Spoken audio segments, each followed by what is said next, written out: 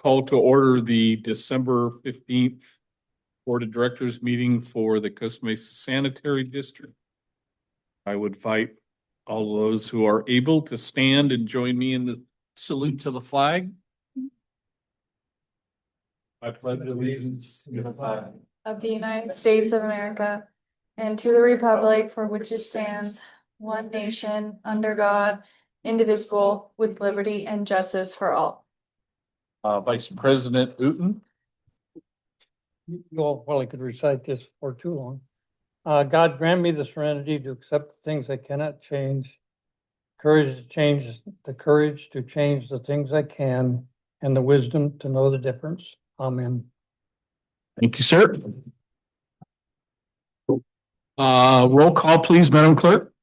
Dr. Cheyenne Wright, Here. Dr. Nicole Wiltshire, Here. Secretary Arthur Perry, Here. Vice President Robert Uten, Here. President Mike Schaefer. Here, Thank you. Late communications No, Mr. President. and no ceremonial matters. No, sir. Public comments. This is the time for persons in the audience to make comments on items within the subject matter of the district not listed on the agenda. Do we have any requests for public comments? Along. Consent calendar, any items that anyone from staff or the board wishes to pull for separate consideration? Move it. I'll second. Motion by Uten, second by Perry. All those in favor? Aye. Hi. Opposed? Consent calendar carries unanimously. Thank you. No public hearings this evening, so Scott, we're going to go right to you. Thank you, Mr. President. I'm going to have Caitlin Tran, our finance manager, introduce our guest speaker for tonight. Good afternoon, Mr. President and members of the board. In front of you is the annual comprehensive financial report for the fiscal year ended June 30th, 2025, compiled after completion of the audit. Nigro PC audit firm has issued an unmodified or a clean opinion. Some of the financial highlights during the fiscal year are as follows. Overall, the district net position increased 3.04%, approximately $2 million from the prior year's net position of approximately 68.7 to 70.8 million as a result of the year's operation. Operating revenue increased by 8.35%, or approximately 1.2 million from prior year, mainly due to rate increases. Operating expenses before depreciation expense increased by 12.21%.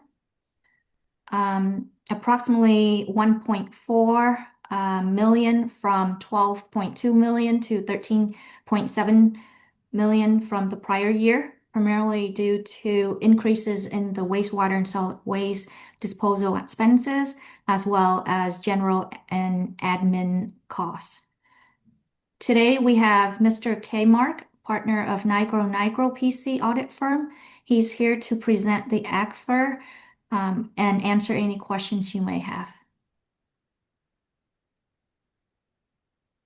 Thank you, Finance Manager Tran. How's everybody doing this evening? Good. How are you doing this evening, sir? I'm doing good, sir. Good to see you again. Good. Here to present, Paul Kmark, here to present to you the results of fiscal year ending June 30th, 2025. Prepared a presentation for you, brief summary, some items that we have to share with you as your auditor. If I may share my screen. Yep, let me go ahead and do that. One second, Thank Paul. you.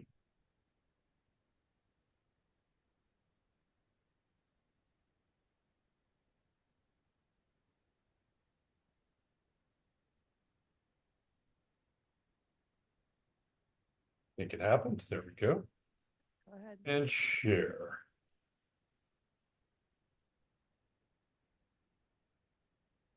Everybody able to see that? Got it. All right. A couple items here to note. Scope of work overall. What did we do during the audit process? Perform the audit test work of the entity's annual financial statements report. And we're here to report on the entity's internal controls over financial reporting and on compliance in accordance with government auditing standards, as you are a government agency in the state of California. Our responsibility in accordance with professional standards is to form and express an opinion about whether the annual financial statements results that are prepared by management are presented fairly in all material respects in accordance with accounting principles generally accepted in the United States of America. Our responsibility is to plan and perform the audit to obtain reasonable assurance, not absolute, about whether the annual financial statements are free of material misstatements. And we're to consider the entity's internal controls and segregation of duties over accounting procedures and financial reporting as we perform our audit test work. Such considerations were solely for the purpose of determining audit procedures and not to provide any assurance concerning such internal controls, as we're giving you an opinion on financial reporting, not on all the internal controls in the accounting department. The audit results, we're issuing you a clean opinion. That is an unmodified opinion. We don't want to change the language there. Has been issued on the annual financial statements overall. The annual financial statements are fairly presented in all material respects. The adopted significant accounting policies have been consistently applied throughout the report. Estimates are considered reasonable for depreciation, pension, and OPEB expenditures. Those are non-cash items. New GASB pronouncements were issued this past year and implemented, and certain required disclosures have been properly reflected in the annual financial statements throughout the report.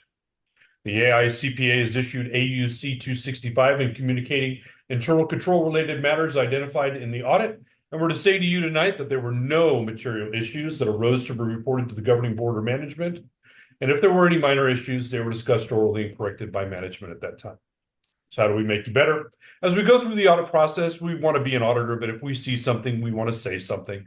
If we do come across any best practice solutions that we may convey to management, we do that during the audit process, and we hopefully they're adopted during that point in time. So we call that our audit ROI. We believe that's your audit ROI from using an auditor such as us during the audit process. So let's move to the numbers. I know Director Tran talked a little bit about how the numbers changed during the period there. We'll talk a little bit more about that overall, looking at the overall numbers, how they came to rest from a kind of 50,000 foot level into the trees here overall for the fiscal period. So when we look at this overall, we see the trash assessments came in about $942,000 more.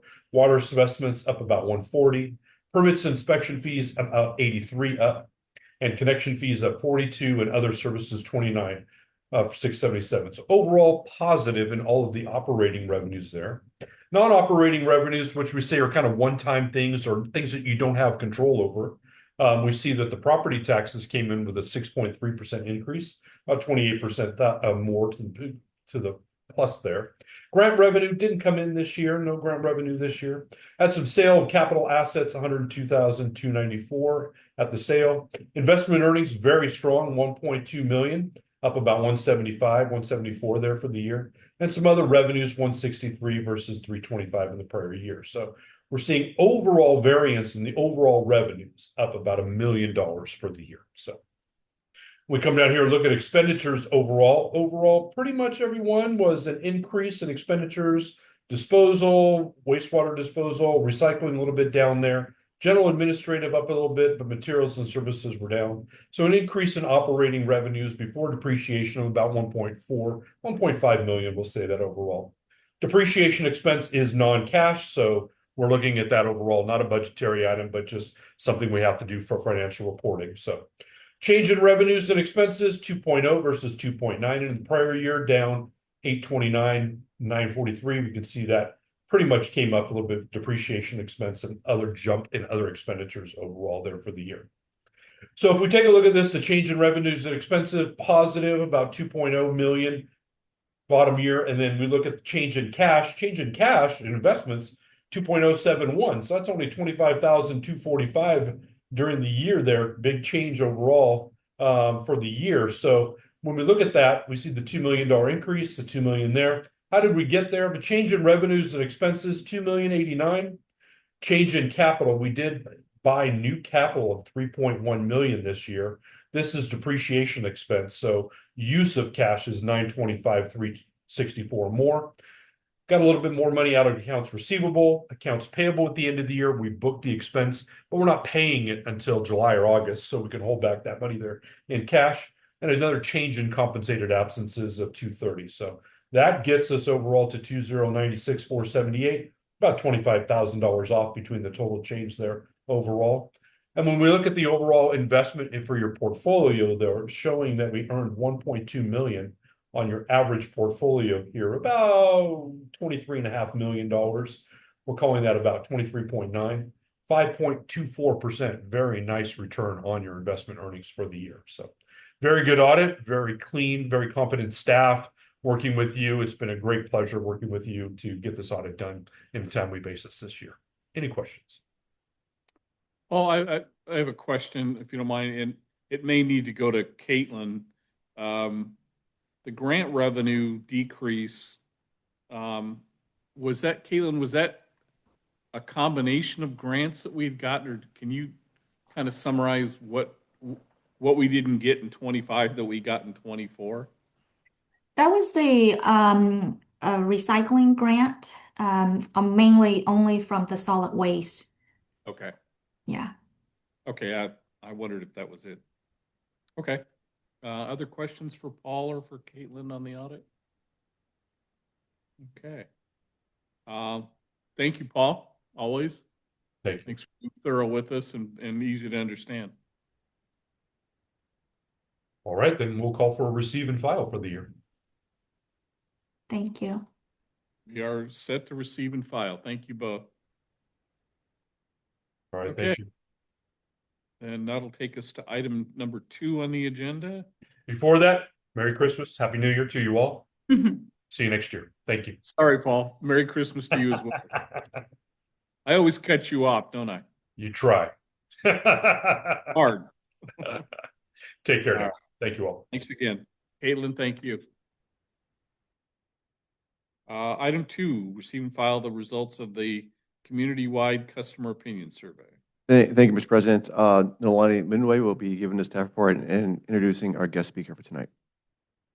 Thank you, Clerk. Mr. President, members of the board. Before you are the results of the 2025 Community-Wide Opinion Survey. We launched the RFP back in June of 2025, and we had some really great results. So with us tonight is Adam Probolski, and he is going to be presenting all the details of the report.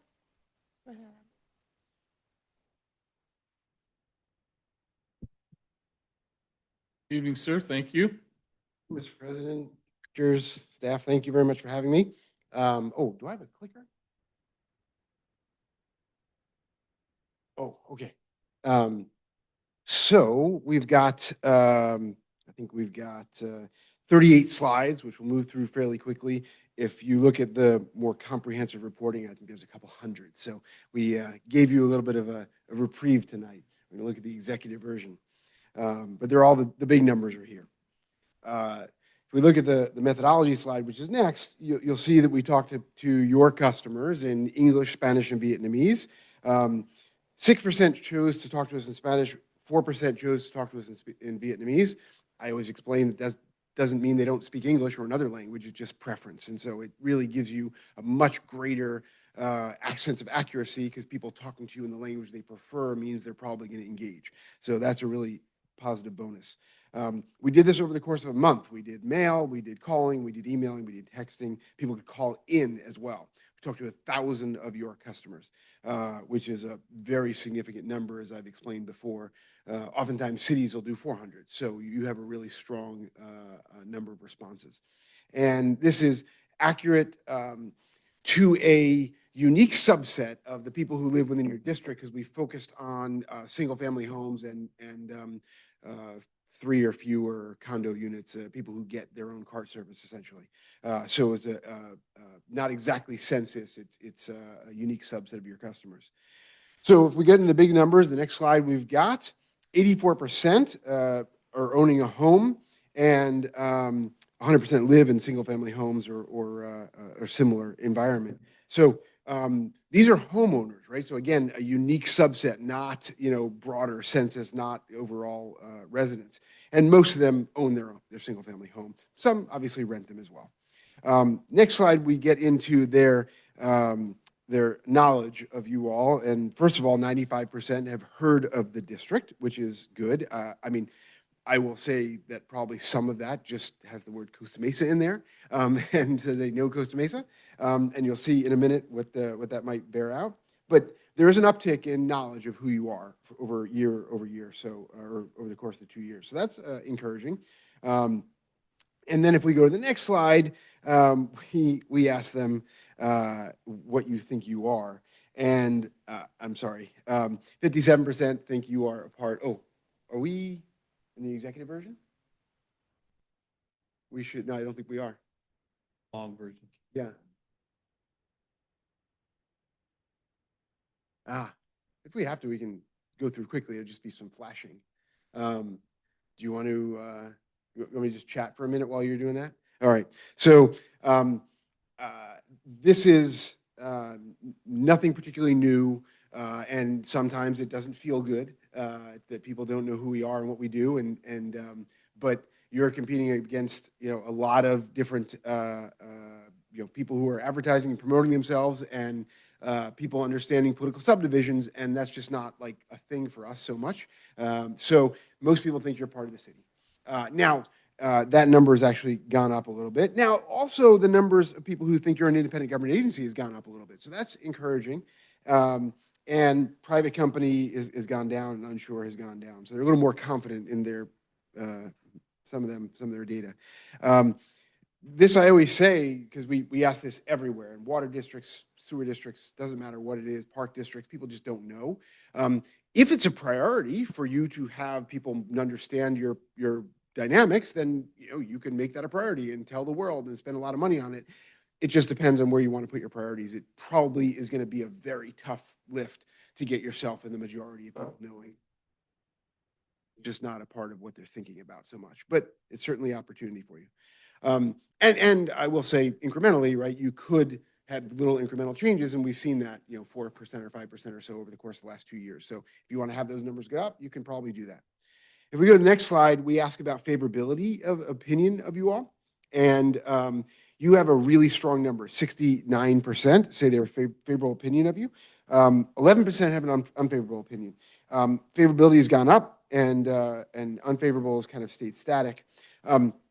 I think that the key here is this doesn't, maybe a 69 feels like a D- or an F. It doesn't feel good. That's not the way we look at numbers like this. You've heard me say it before, this is not an academic exercise, right? We don't, if you don't know who you are as an agency, you certainly don't know how well you're doing as a job. So the fact that 69% have a sense that they have a favorable impression of you is a really strong place to be. Even similarly important, or even more important, is that delta between the unfavorable and the favorable. Having like a 6+% to 1 is a really strong place, right? You have a very small number of people who don't like who you are. Some of those people who don't like you are always going to not like you because you're government and they don't like government.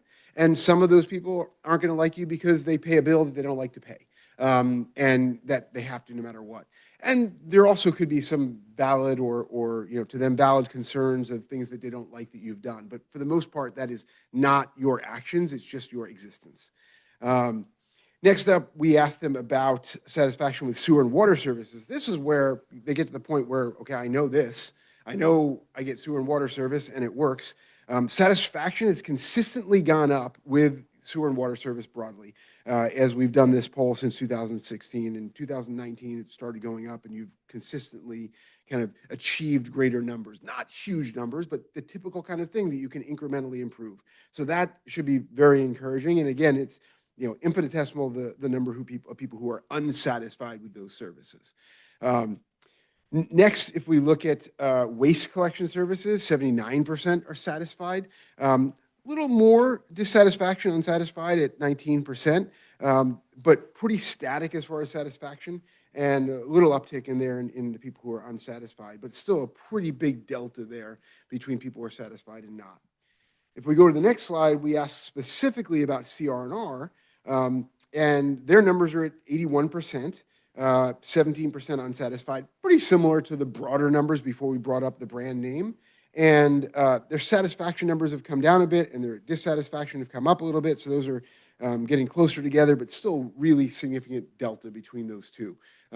If there's concerns and we see some things show up later, there's definitely opportunity for them to address them and maybe reverse that trend. Next up, we talk about specifically the fee they pay for CR&R services.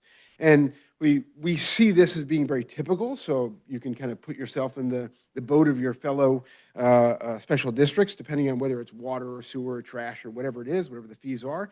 That just about right bell curve is pretty typical, right? I pay the bill, it works, they pick it up for the most part, and I don't expect to pay a lot more or a lot less. So there is some some strength in your current billing. 1% feel like they should spend more. I can't tell you who those are, but you might want to look for them. And you do have 27% who say it's too high. And part of that is the inflationary environment, or at least what we're being told is an inflationary environment that we're in. And part of it is maybe some true difficulty people are having with paying it. And some of it could just also be just in general, I don't think I should have to pay for this service. But those numbers have been pretty consistent as far as the just about right over time, off a little bit, and too high, a little bit higher. But if you can kind of picture what we're being told and what we're hearing in the media, you might contemplate that those numbers would be much more dramatic. That too high number could be a lot bigger if you're hearing and seeing what happens in the media today. And why would 9% be unsure? It's because they don't pay the bill, or they set it and forget it, and so it's not really a factor for them. Next up, we look at 78% think the fee they pay for sewer and water service, wastewater service, is just about right. So much bigger number, right? It works. And they're also probably less familiar with what that number is, because it's a once a year kind of a thing they might see. And a few more people say too low, and you've got a group who say it's too high, but still like 7-to-1 say just about right to too high. So very strong numbers, very consistent across time largely. Next up, we asked them about lateral service, and this is, I think, helpful for you from an outreach perspective. Right, in 2023, we asked them who is responsible for that lateral pipe, and 45% say the property owner. Now, if you flash forward to this year, it's 55%. So whether that's been a concerted effort to do outreach or not, you have a much greater impression of people understanding that it's their responsibility. But you still have, obviously, other groups of people who are, people are suggesting should pick up the bill for that if something goes wrong. So again, one of those opportunities for additional education and outreach, if that's a priority for you all. Next, we look at past 12 months. Have you contacted Costa Mesa Sanitary District? Most people, obviously, 2/3 say no, 30% say yes. In talking with staff, we've kind of come to probably a conclusion that they might think when they're calling CR&R, they might think you're calling you, and there may be some back and forth confusion because you don't have that kind of volume typically from your customers. So that might be a part of it. But it's also been fairly consistent off a little bit as far as number of people who say no versus the number of people who say yes. And you'll see maybe some of the reasons why, if there is that confusion, why they're calling CR&R, quite frankly. Next up, in slide 13, we have 83% rate Costa Mesa Sanitary District staff is helpful. So take that in and accept that your staff is doing a great job, but also assume that some of that reflects on CR&R because they're maybe not exactly sure who answered the phone or who they called, what number they called. But largely, it's a really small number of people who say they're unhappy. It is kind of doubled since 2023, so that's a little bit of a concern. And again, I kind of put this on some of this on CR&R, even though the question doesn't exactly suggest that. The next question is, have you contacted CR&R? And then now it's a little more than a third that say they have. That's been very consistent over time. And if you look at the next group, we say, was your issue resolved in a timely manner? And those numbers have come down a bit, and the dissatisfaction or the no has come up a bit. So those are getting closer together.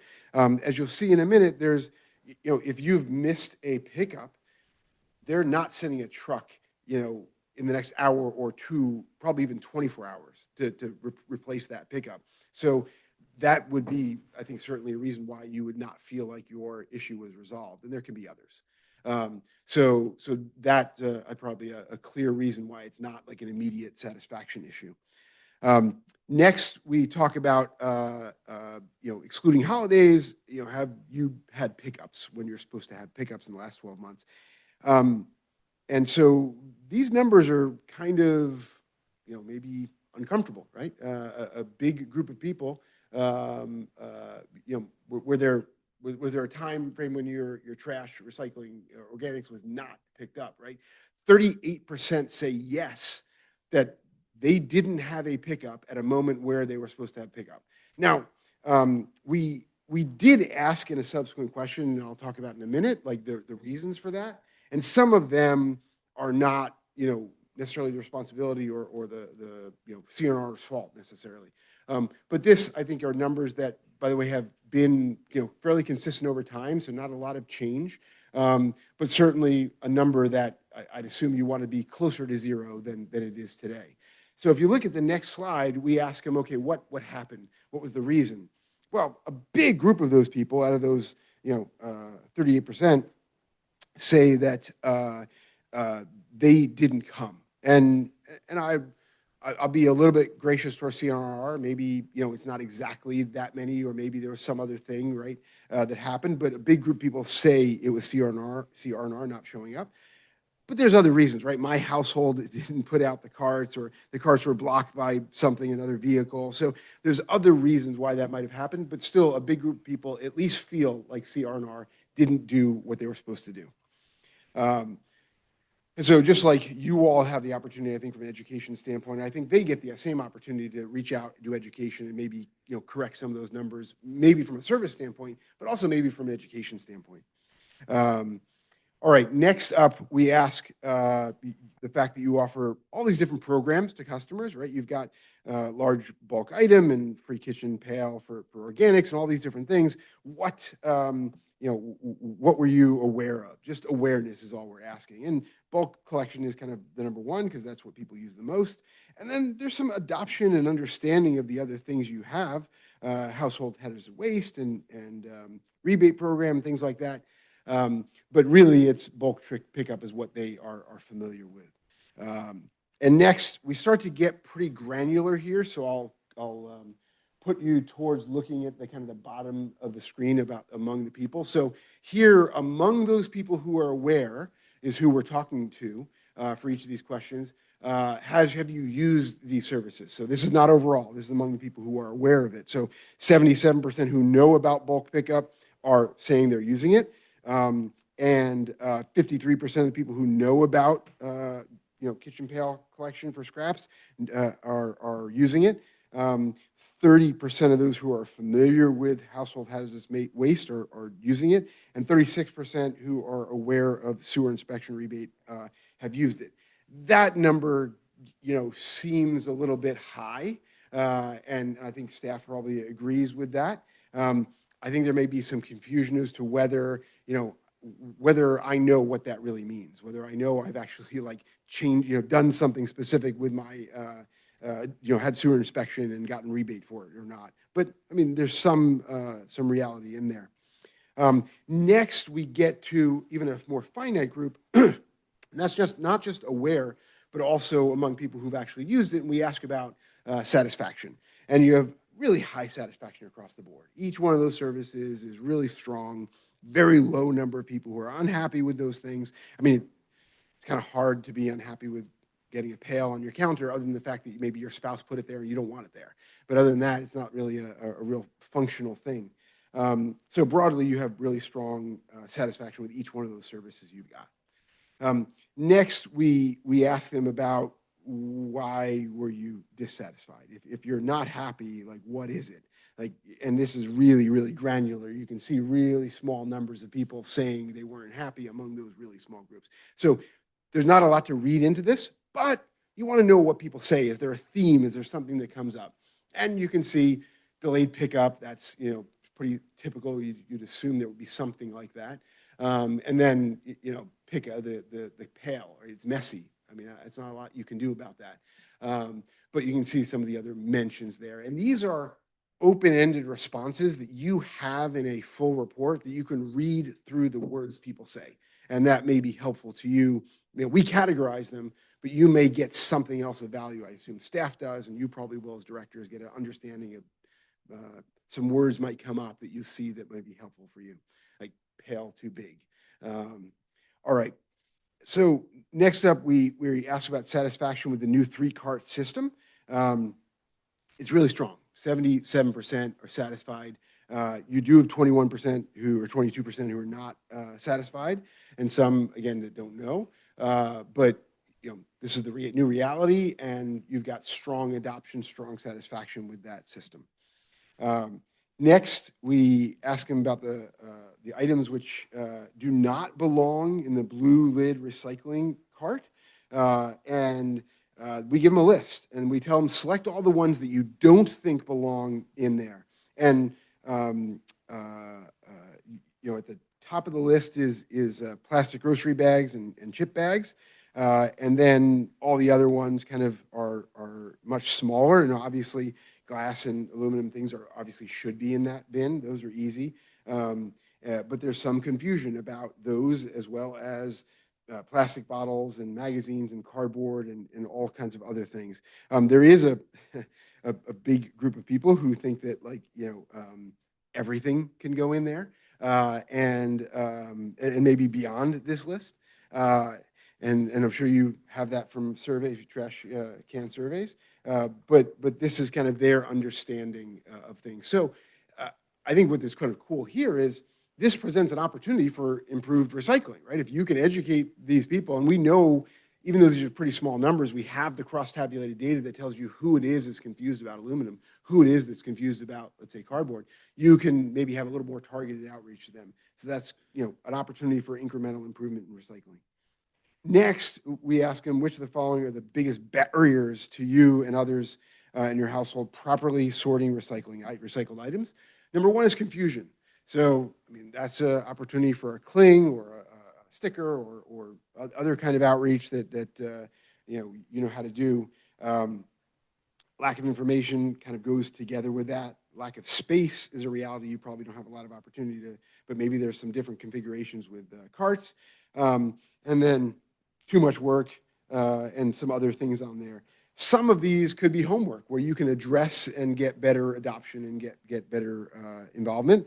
And a third say, they have no issue. They have no barriers at all. But really an opportunity in some of these cases, like family member not supportive, maybe a chance to, and lack of incentive is something we're seeing more and more of. So that can mean two things. One is you're not paying me anything, so I'm not going to do it.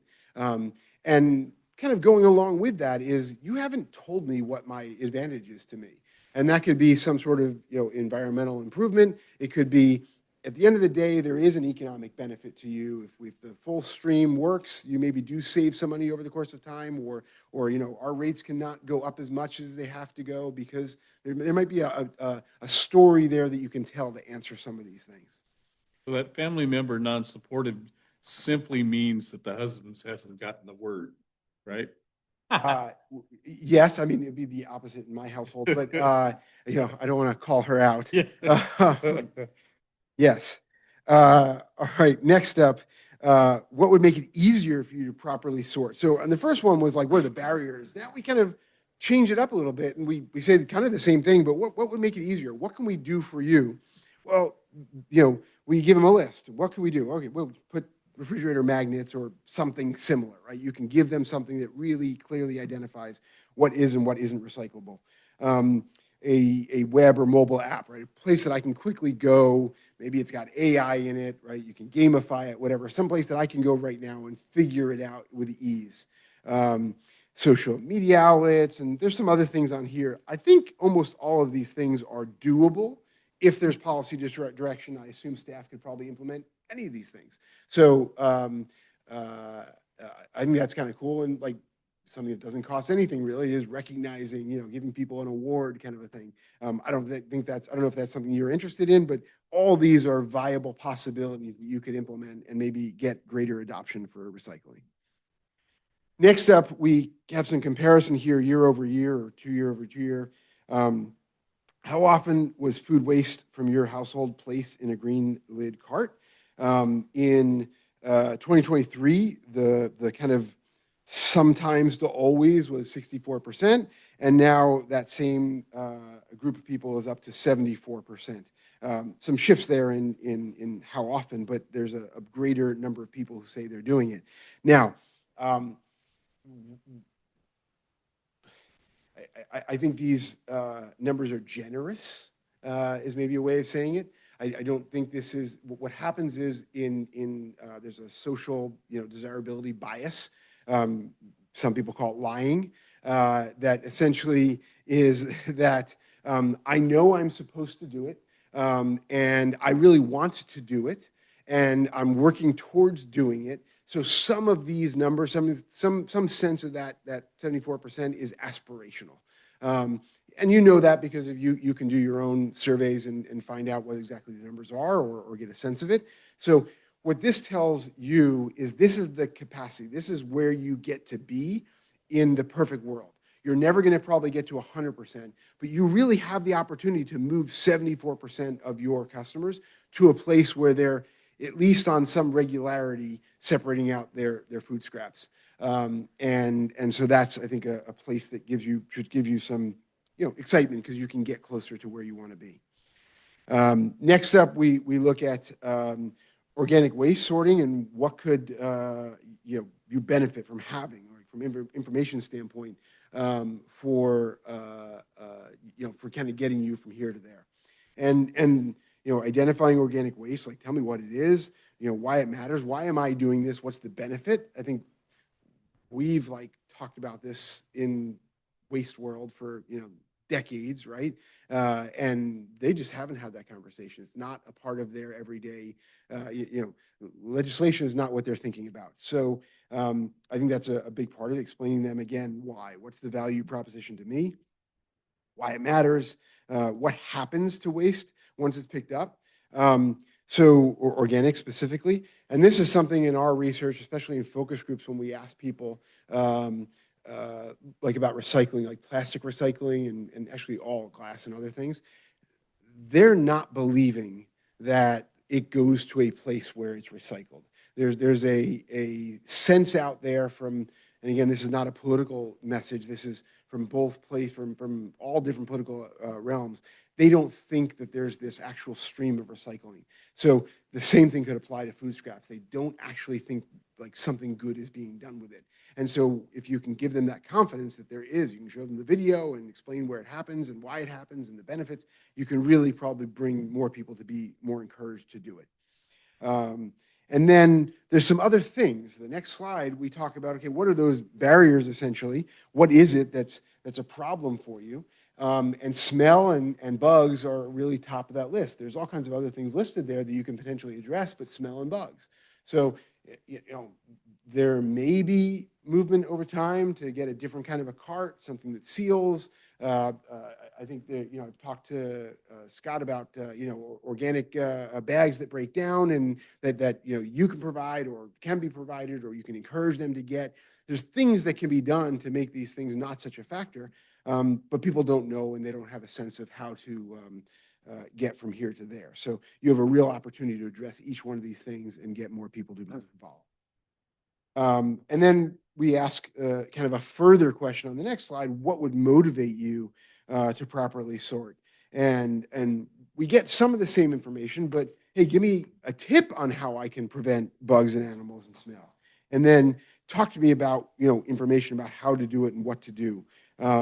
And then food scraps pale, because maybe not everybody has them. So each one of these things, we could consider homework. And if you do all of them, you could really get a greater participation in organics separation. All right. Next, we ask a question, kind of a big question about, if you use more, pay more kind of a thing. And majority says no. We don't like this idea of pay-as-you-go throw program. So customers who have a 35 or 65 or 95 pay a different rate. I think there's some various reasons why. And now, by the way, this is 51% saying opposed. This is not 80%. This is not 90%. So if this was policy direction and you wanted to go in this route, you'd probably want to do some education and outreach, and maybe this is something you'd implement in a year or 6 months or a year or two as you kind of got people more on board. If that's not a policy direction, just to get a sense of why, we're injecting the idea that somebody's going to pay more. Maybe the people that are answering the questions are thinking, I'm going to pay more, or even if I only have a 35-gallon cart, I might someday want a bigger cart and I don't want to pay more. All kinds of reasons why people might be opposed to it. And part of that could be a fairness thing that people might be considering. So majority of opposition, but not big opposition, because you've got 8% saying it makes no difference to me and a bunch unsure, and that kind of brings us very close to, even. All right, next we ask a specific question about battery disposal collection container. We ask them, would it be useful for your household? And most people say, yeah. More than 2/3, 69%, say, yeah, give me a battery collection container, and we would consider scheduling some kind of free pickup for that sort of thing. So that's a strong possibility of people using if you did provide that. Next up, we ask them about communications. How do you want to receive information? The numbers have shifted a little bit in intensity, but it's still mail. They still want to get mail, and the benefit there is you are breaking through the noise of all that digital stuff that people are getting, emails and texts and social media. So there is still really high logic for doing mail, even though it costs money and produces waste, but that's how your message is getting across. But email is being more excited and more interested in higher adoption. It's getting closer. They're still open to being texted from you, 23%, and then you can kind of see things go down from there. But mail still features prominently, something you can't just give up on in 2025 or 2026. Next, we talk about, we find out that 73% would not support paying more for a lockable blue lid cart. And it's just not a thing that people are interested in. And that doesn't necessarily mean that they're, not concerned about unauthorized people getting stuff from their recyclables. It just means they're not willing to pay for it. And you got another group of people who I don't know. It's not they don't even know why we're asking the question. We asked them to tell us where they spend time in the next question online, so you can better communicate with them, and you can see some shifts here. 2023, we had YouTube, Facebook, Instagram. It's kind of changed up a little bit. Now it's Facebook, Instagram, YouTube. And this is counterintuitive to 2025 and kind of where we see the world going. But it's not counterintuitive to the universe of people we talk to, right? This is single-family homeowners or single-family people who live in single-family homes. It's going to be a whiter, older, whiter and older group of people. And that's who's on Facebook, right? There's a decline amongst a lot of the population, but not among older residents. So that's why we're seeing these numbers and the specific universe we're talking about. I don't think you get to dismiss necessarily any of the other places, or you can certainly engage on the other places, but Facebook, Instagram, YouTube, that's where you can spend your time and have the greatest efficacy. And the good news is it's not very expensive to just post there, and it's even not very expensive to advertise in those places because you can really target it. The next slide and the next one we get to demographics. Again, I caution, this is a unique subset of your customers. It is not census, and it's people live in single-family homes, so it's going to be unique, right? We've got, like I said, it's older, it's whiter, it's obviously all largely homeowners. They're more English-speaking than their neighbors necessarily, and there's probably even bin size is off, right? Because you're a single-family home versus some of the condos and things like that might have smaller versions. So the whole thing is geared toward that single-family home. The only thing that I think would be pretty closely accurate is the geography, because you have small numbers in Newport and unincorporated anyway. But this is definitely accurate for that demographic. All right, a lot of data there and a lot of data behind it. I'm happy to answer questions, or as I've always said, we think our reporting is great, but you don't have to. So if there's some other format, something else you want to see, something else to make it easier for you, you come to us through staff and we will deliver whatever that is to make you be able to maximize the data. first question I had was the 90% approval rating. How does that compare to other special districts? And it's hard to compare other sewer districts because there really aren't any. There's like 3 of us in the county. But special districts overall that you've worked with, how does that compare? So we do a lot of special district work, a lot of water agencies, also park and other kind of Right. agencies. And this is high. You don't typically see numbers this high. And you're talking about agencies that run really well and have, not a lot of issues, but government is just a general, a gravitational pull towards negative for a lot of people. And there's often something else that bring those numbers down. We tend to see majority positive numbers for special districts, but we don't tend to see in the 90s at all. It's not typical. The other thing, no, I'll get back to that. Never mind. Other questions? Anybody else? Yeah, I Go do. ahead. I think I also more have like internal questions for staff. So I would like to know what is the typical process of what we do with these results? And this is an internal, for you guys. So we will go back and look at these numbers. Also, we need some direction from the board on what you want us to focus on. Then we'll go back and look at these numbers and look at target groups that we want to increase outreach at, and then we look at what kind of mechanism that we think will be more effective. But really, we're looking for some policy direction from the board of what you want us to focus on. So I guess I just mean like generally speaking, is there a process for converting these results into like suggestions or changes? And then do we tie that to like the strategic plan for like, implementing any findings? Or it's purely based off of our direction? No, absolutely. I mean, it's helpful to get your direction. It gives us a path to work towards, but we definitely look at the numbers and see what areas we can improve on. And that's why you see us doing a service every 2 years, because we want to see, hopefully we're making some improvements in those 2 years. And as you've seen this last one, we are. And so I think that's why we don't do it every year, because we want to identify what areas we have to implement, and it'll take time for it to receive that data and determine how successful it is. That's why we do it every 2 years, not 1 year. So no, we continue to evaluate our programs and services based on the numbers we're getting back.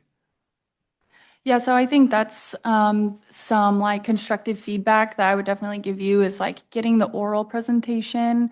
You start sharing suggestions, but I would love some type of like summary at the end that is like conclusive suggestions, because I feel like a lot of these could kind of arbitrarily be pointed in a lot of different directions as far as like, and then we should do this next, and it's a lot to consume. So I think that's something that I would like to know more about, and is sort of the question in the back of my mind is like, so what's the point, right? How are we going to make this worth our money and actually do something about any of these? And then my next question is, and I know we're going to talk about this a little bit later, but I'd love to, I wasn't here when, I was on the board when we approved the solid waste rate study. So could you explain to me the scope of that study and how it will be different than this study? I know that's kind of an easy question, but I figure we just start there. Well, we do the studies. The studies are determined.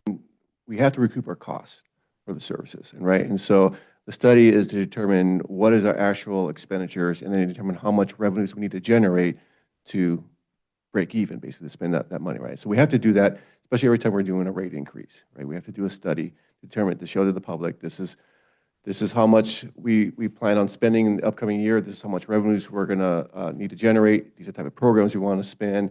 And we have to go through a public process and allow the public to review that study, comment on that study. We go through a Prop 218 hearing. where residents can oppose that rate increase if they want to. But typically, we do those rate studies once every 5 years. Now, unfortunately, we have to do one sooner this year because, as you know, the county is going to increase in their tipping fees landfill. So they're going to pass that cost on to us. And unfortunately, there's nothing we can do about that. So, so typically, we do all rates, sewers and our trash rates once every 5 years. And that's more it's more of an audit process rather than reaching out to residents, or it does include resident outreach for the solid waste rate study? Yes, I mean, for the public to comment on the study? Are you saying the outreach for the public to Is comment? part of that 60K budget inclusive of like a public outreach program? I guess I'm just not certain like what the scope of that study is versus this study. Right? Like as I'm experiencing my first ever version of this study, which is very customer driven. We're now on the precipice of another study coming up related to our rates, our rate increases. And I'm trying to This board's always taking the position of Diff- customer service, high customer service. This is what the study is about. We want to engage with our residents to learn how are we doing? What's the kind of level we're performing? Are we performing poorly anywhere? And if we are, please let us know so we can make those improvements. So we constantly want to engage with our residents on their level of service. That's totally different than the solid waste study. The solid waste study is something we have to do because we have to increase rates. We have to do that to do that. So that's just something we have to do. And what does that mean? Does that mean we're reaching out to customers to inform them that we have to raise rates and then we're just Absolutely. That's going, what that's what the premise of Prop that study 218, is. we have to send out notices to Prop 218 45 days in advance. Yep. They get those notices. And that's an opportunity for the residents to review the study and to make their comments or to voice to the board if they oppose those rates. So we do reach out to those residents. We reach out to all of our residents. So on the every study. 60K covers like those mailers and no? No, those are different. We budget that. We budget for that in the budget. The mailers cost probably about $6,000 to mail. Yeah, I know. And that's just part Mail's of business. Part of the business doing Prop 218 hearings. It looked like you maybe wanted to add on to the I description. was just shaking my head no. So the study is just for a consultant to look at our finances to determine what we need to collect from customers to cover what it's Okay, going to cost. thank to you. provide That's the service. perfect, that's what I was trying to understand is what is the money for? And it sounds like it's more of an internal process rather, whereas his study feels very external. Yes, this is going to our customers, getting their opinions on our programs, whereas the rate study is a consultant performing a financial analysis. To help us essentially. determine. Correct. Okay, thank you. That is super helpful because here I see we have two ongoing, we're coming in, we're going into one, and I wanted to understand that. Okay. Okay, so just for, public discussion with you guys as the board. So, in my background, I've done a lot of customer research, specifically, with my software company that I started. I was trained by some of the best founders and product developers on how to talk to people to make sure that you build something that people actually want. A lot of times in tech and startups, people raise millions of dollars to build a product that nobody ends up using, and that's how all those flashy companies go out of business. And personally, in my experience, I found that surveys are not always the best method to get the most accurate information about people's experiences. The type of person that is going to sit and answer a 40-question survey and the way that people even answer yes or no questions typically is very leading or misleading, which is why I think sometimes, to me, some of these answers just don't really add up. Like, they're really satisfied with us, but they don't even know what we are, or they blame CR&R for all the problems because no one really wants to admit that they forgot their trash, or they forgot it was a federal holiday and then their schedule was back one day, And so I just want to be really transparent with you guys that I kind of struggle with like a general awareness survey and how much we're spending, especially if we're not absolutely laser focused on what is the results we're going to run with as far as like executing any findings that we have. Also, we've talked about this recently, but like I do struggle with the omission of multi-unit customers and renters, and I feel that we're not getting that full picture of our customer experience. I like that we were able to focus on a specific topic or project that we're considering, which is like the pay-as-you-throw program, and that we were able to ask about recycling, since that is a new concept for some of our customers. So I possibly am leaning towards surveys being more focused on a special project rather than something we by default are spending money on every other year. And so in the future, I just want to say for public record that I would possibly be interested in having a discussion about a new identity for the survey, or possibly pushing it out one more year and doing it every 3 years. And yeah, I'm happy to like receive and file for this year. This is what it's always been. And I think there's also a lot of value in like repetition, especially when you look at data. But as like the newer voice and based off of my experience in doing customer research, I think there's a little bit more there, especially for the money we're spending. Yeah, you know what, I would agree that we need to look at specific driven subjects. I don't have a problem with that. One of the things that I'm really satisfied with this survey is this has been somewhat of a tumultuous year for us from the standpoint of rolling out the third cart. That is a definite shift in the thinking of our customers. I mean, they haven't had to do that. And to see the results that they're 77% satisfied with the three cart system is extremely encouraging to me. I mean, I appreciate what you said, Adam, about some people are going to lie, and I totally agree. You know, I've done customer surveys for my line of previous work, and people do tell you what they think you want to hear from them. And I think it's a small percentage, but it's in there. But this survey and focusing on the recycling part of it, I think was really beneficial for me. I really appreciate the results. One of the things, there was a question about how do you want to receive the information about what's recyclable? And the first one was a refrigerator magnet. Well, that's for us old white guys, right? That's. I'd use a refrigerator magnet. You like Sure. refrigerator? I got it. It's fine. But the second highest percentage was a simple website to go to figure out what's recyclable. We just started that. So to me, that validates a lot of the maybe disagreement I had with you guys about going to that website and the cost. But to see that our customers rate that extremely high validates a lot of what you guys brought to us before. So I appreciate that very much. The other comment was totally agree with, it'd be nice if we could find out from renters what they're doing, but we just don't have that database. There's no way, unless I don't know what kind of sampling or how we would identify who a renter is. Where do you go to get that? Are you pulling from voter registration contact or? We can, no, this is consumers is what we're pulling from. Yeah. So if there is the only way you can use voter data is if there's an election-related action that could follow. It's illegal to use voter data if you're not doing something for it. Consumers meaning you get it from our list or? Consumer meaning that I think do we get your list? Do we use your list?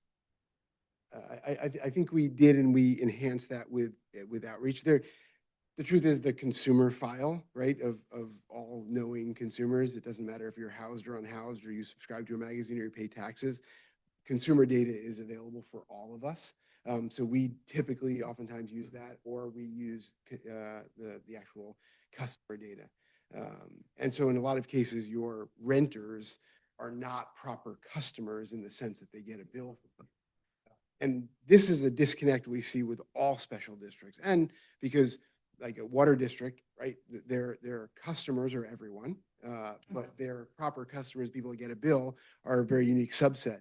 And so where they're, and you have the same issue, right? They want people to conserve and do have different habits and behaviors with water, and you have the same interests.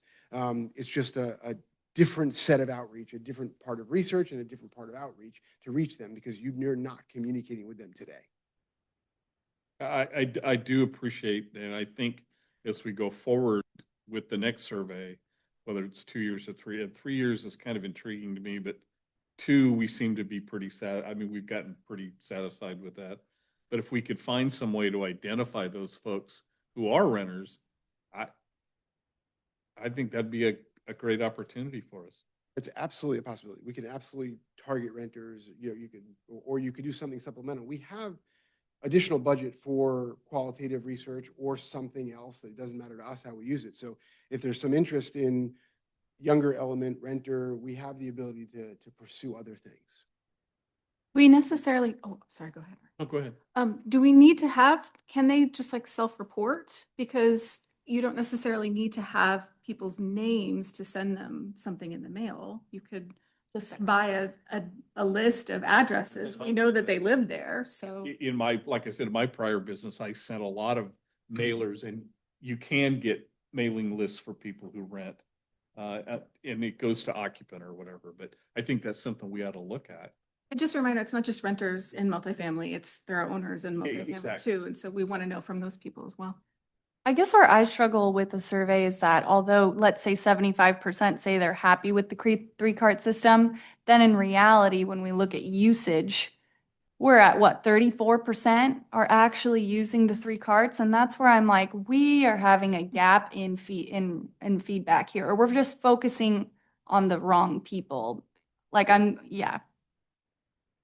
I think there's a difference between satisfaction and adoption, right? I'm happy with it. It's okay. It sits in my garage. I mean, so it's not necessarily the same thing. I think they're just, they think the concept is good and they're Yeah. okay with it. Well, and you see that a lot in tech, right? A lot of people want to tell you, yeah, this is a nice software. I'd like that feature. But then you look at their usage for the following week and they never even use that feature. And it's just because when a person asks you if you'd like something, we're all people pleasers maybe, and we say yes. It's always easier to encourage. Yeah, I have a quick question, Mike or Julie. Would you say our organics cart and our recycling cart items improving, not with the correct items going in? Would you say that?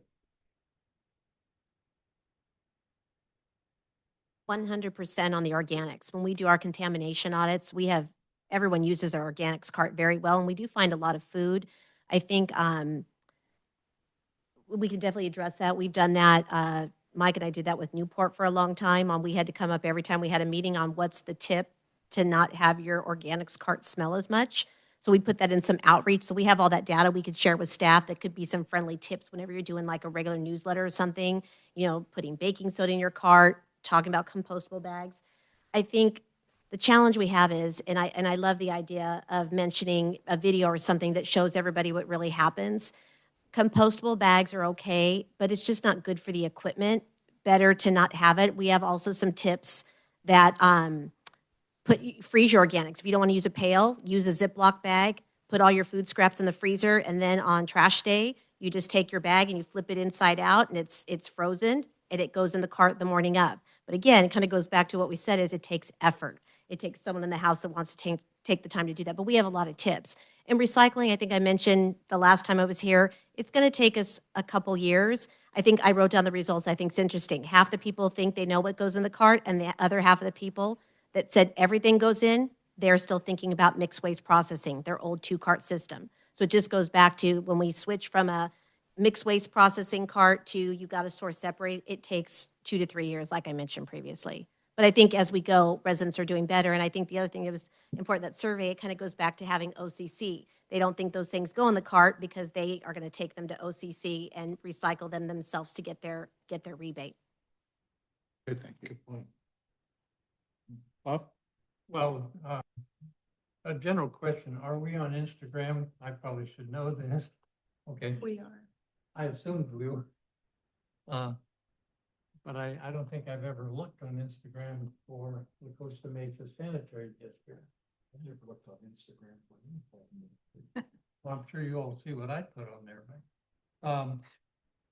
Diane made Director Wright made a good program, good suggestion. I worked for the Orange County Sand District, and we had lots of reports from lots of consultants. And we decided that some of them went on the shelf and were never utilized. So with this survey or study that we had done, we decided that we would make a report on the recommendations that we would use for the because we'd paid for the report. And that does not always happen. One thing that you know, I have a home in Upland, and one thing they do, Marissa, you probably started this out there, is what goes in and what should not go in each car. So, you know, we have a list of 3 things. We have a list of what goes in each cart. And I don't think people necessarily look to the landfill cart to figure out that they're not supposed to put something in the green cart or whatever. Anyway, I think that's an idea that's possibly, so what is recyclable, we do a very good job of that. And then that will probably be the little magnet that goes on the refrigerator. But in our information that we mail out, I think it would be easy to tell them what should not go in that cart. And the one thing that I guess irritates me is we don't take advantage of in the battery recycling world that that we have the school program where we pay we pay whatever school systems want to participate. And you know, so when I collect my batteries, I do have a container. Matter of fact, I have 3 of them from 3 different agencies. So the container is I think, extremely important, and that was highlighted in the survey as ways to keep batteries out of trash trucks. Because CRNR's reported to us that they have 1 trash truck fire a week in the X number of jurisdictions that they serve. They've had 1 in Costa Mesa. So, you know, when we do the survey, you know, when we do the next survey, X number of years, I would hope that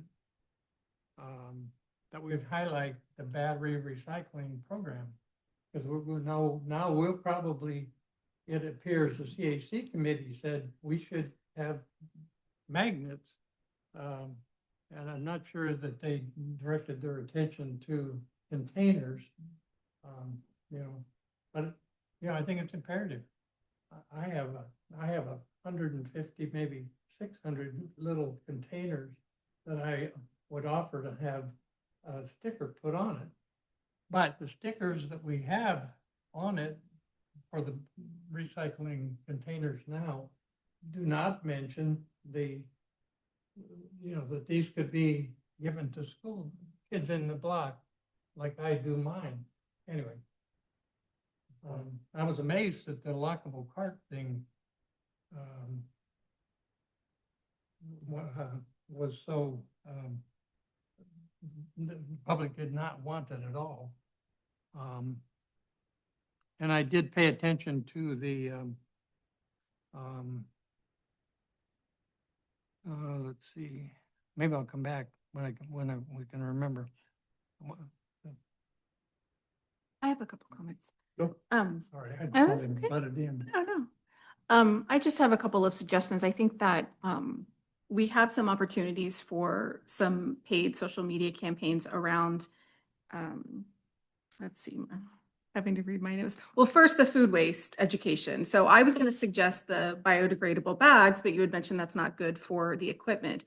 And then you made the suggestion of freezing it, and I could totally do that, but I'm not keeping like room temperature food, just like, it's just the grossest thing that I could think of. So the idea of freezing it and then emptying it on the day that it's collected, I think is brilliant. It's not something I would have thought of. And so I think that's an opportunity for us to educate our ratepayers about that. And then, I absolutely come from a household that would have skepticism about whether or not my recyclables are actually being recycled. And so I think that's another opportunity for, again, us to use social media to show them the process, not just tell them. Like, we're already telling them. So why don't we show them? So I think that that's a really good opportunity to show them and for a social media campaign. I mean, we did a paid campaign about rolling out the 3 carts. You know, if we're looking to improve our numbers on recyclable products, then I think that we need to talk to the public about it. And then lastly, I agree with the comments about opening up the survey to multifamily properties. The problem with this survey is that we're only getting feedback from basically one demographic. And as someone who was elected to represent all of the people in my division, I think that it would be not great of me if I didn't work to make sure that everybody was represented in a fair way. So yes, let's try to see if we can open this up to multifamily properties the next time we do it. Okay. I have a question. I'd like to ask the CR&R team, your thoughts on people complaining about trash day pickup and what your data is saying internally. And I'll just speak to why, because I feel like that's the front lines of people interacting with us. You know, people don't think about their wastewater, and we do a good job of that. But your trash cans getting picked up on a weekly basis, seeing trash trucks driving by, it's something that all of our normal customers engage with. So I kind of feel like it's the most important in a way. So yeah, I'd love to hear your response to those results. I agree. I was a little surprised, and maybe some of the comments made from what the folks mentioned. I think even one of the things I wrote down the notes and I had a question was, I said 383 people. So of 383 people, we had X amount say that they weren't satisfied with the service, but we serviced 24,000 homes. So I think you just got to look at it in those kinds of numbers. I think that, you know, as directors, your phones would probably be ringing off the hook, or emails, if we were missing tons of streets and neighborhoods. It is often that we have some one-offs with a few people. We're not perfect, don't get me wrong. There'll be a time where maybe the driver breaks off and he goes to the disposal location, and maybe when he comes back, he doesn't start up at the right street. He's one street over and he just missed it.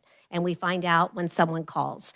The other thing could be is if we have short staff, that what we call split a route. So let's just say we had 10 drivers call out sick, and we have to find other ways to pick up that route. We split the route, and maybe we have 4 drivers cover that route for the day.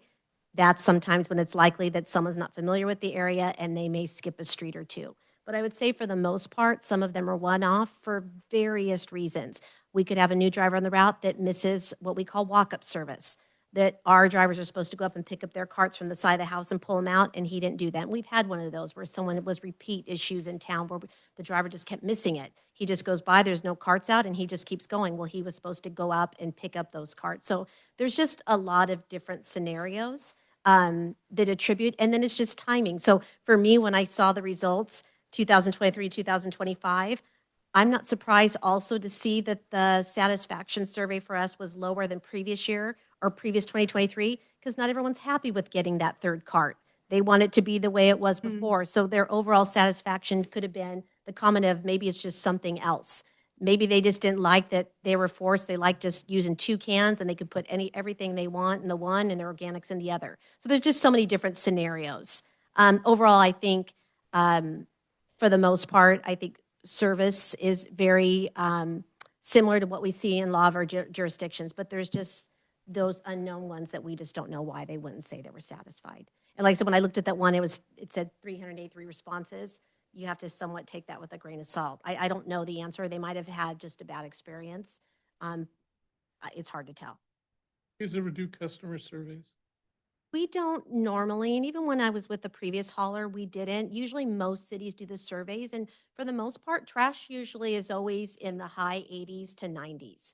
It's usually right there behind police and fire. It's one of the second highest of most cities. But like I said, this one, if you look and you see the downtrend again, I'm going to attribute some of that maybe that people just didn't like getting that third cart. And we had to raise the rates that went with the state legislation. So not only did they get a third cart, a lot of people don't have space for them. We raise their rates to pay for that extra cart.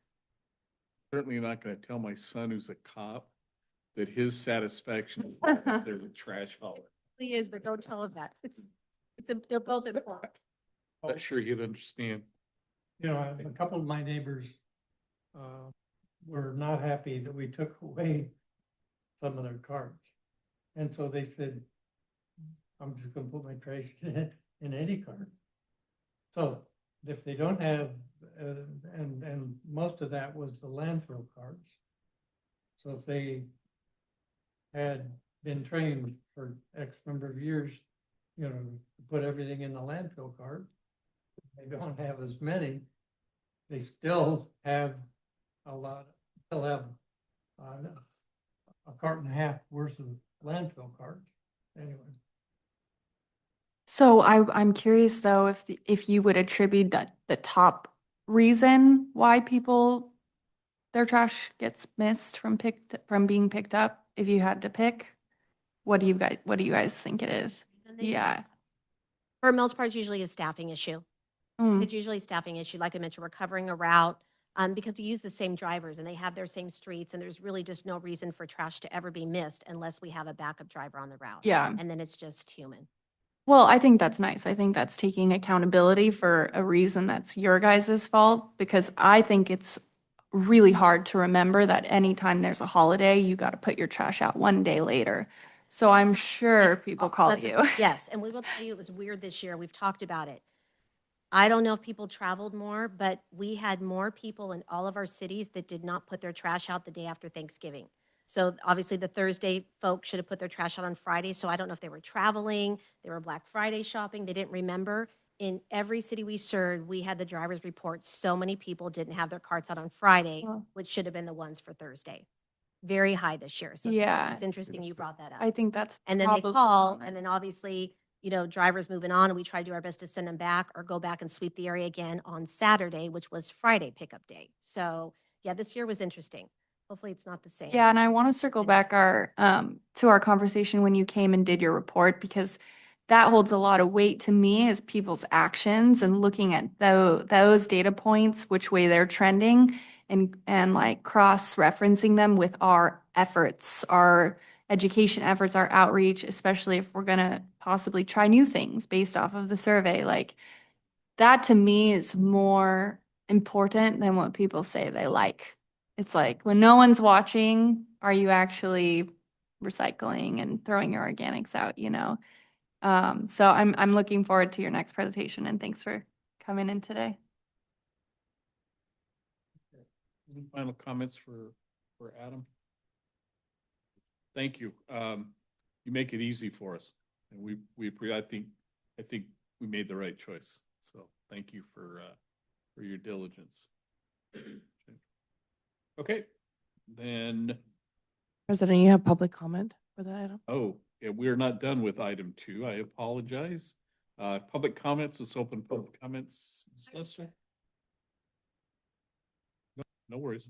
I'm making this, this is like a personal question, but it's also a question as somebody who's part of the CAC, but I'm not obviously representing them. As it relates to the ethnicity and the age group of the respondents of this survey, are these just the people that are going to answer the phone when you call? And I say that because my nieces, nephews, a lot of the younger generation, if they get a call and they don't know who it is, they just flat out won't answer it. So I don't know. I need to talk to you, not him. But that was something that I was curious about, is because I think you do need to change tactics to reach a broader demographic of person. But the thing that I don't agree with is in terms of household waste, I don't see the benefit in reaching out to people who we do not serve as waste haulers. They are the district customers, obviously, for wastewater. We have the district has everybody. But when you're talking in terms of actual solid waste hauling, I don't understand the benefit of creating a survey for people who you actually don't use, unless it's part of a bigger plan down the road to try to get all of those services under the district umbrella.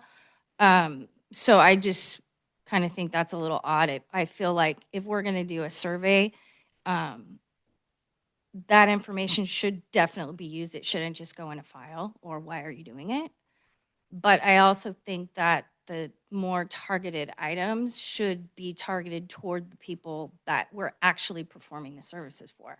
Because although it's great to know what everybody thinks, people that you aren't providing services to, at the end of the day, do you really care what they think? And financially, would it be worthwhile to make that jump to try to get that information? So that's all I have to say. Sue, would you please state your name, Sue? Thank you. My name is Sue Lester. Thank you, Mr. President. Great point brought up of who it is that respond to the survey and surveys in general.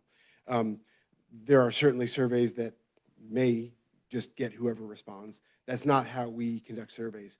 Our job is to get an accurate reflection of the demographic that we're talking to. So even if it's a long survey, we still get the right number of gender and age and geography and ethnicity. So we got to fight sometimes to get that profile of person, even if it's not if they don't want to.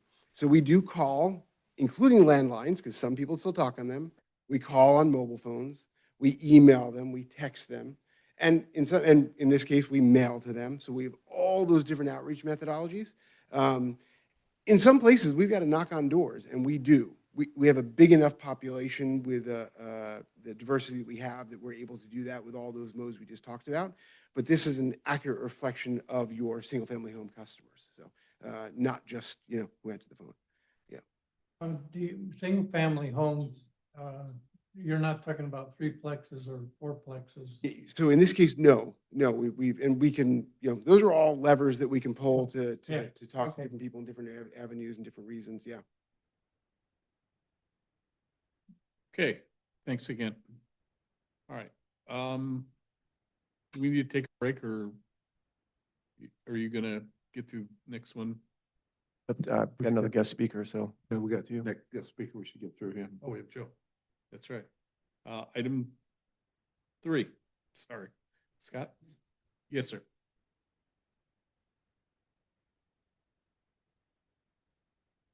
Should we remind everyone too that questions should go through the president, and they should be given permission to cross-examine or take the podium so that we comply with our procedural rules? Yes, sir. I agree with you. Item 3, Scott? Thank you, Mr. President. So state regulations require any agency that owns, operates, maintains a minimum of 1 mile of sewers has to develop a sewer system management plan. And that plan basically describes how the agency is going to maintain the sewer system and do the best they can, really, to prevent sewer spills. The regulations, the state regulations require state agencies to do an internal audit of your SSMPs to identify any kind of deficiencies or identify how well the plan is working for the agency. And that has to be done every 3 years. Now, the law says internal audit means that audit can be done internally by staff. The staff can do that internal audit themselves, but the district is always taking a position that it's very hard to be objective if you're going to evaluate your own plan. So we always took a position of having a third-party consultant to perform that audit of our SSMP. And so this year we did budget for it's going to be our 3rd year, so we did budget to do an internal audit. We did it in RFP. We did receive 2 proposals in which EEC Environmental was the low bid also, but also the best value. And so they have completed their internal audit, and Joe Jenkins is here today, and he is going to describe his findings. That will also include some recommended enhancements to the plan. So I'll turn it over to Joe. Okay, great. Thank you, Scott, and good evening, everybody. And I will go ahead and share my screen.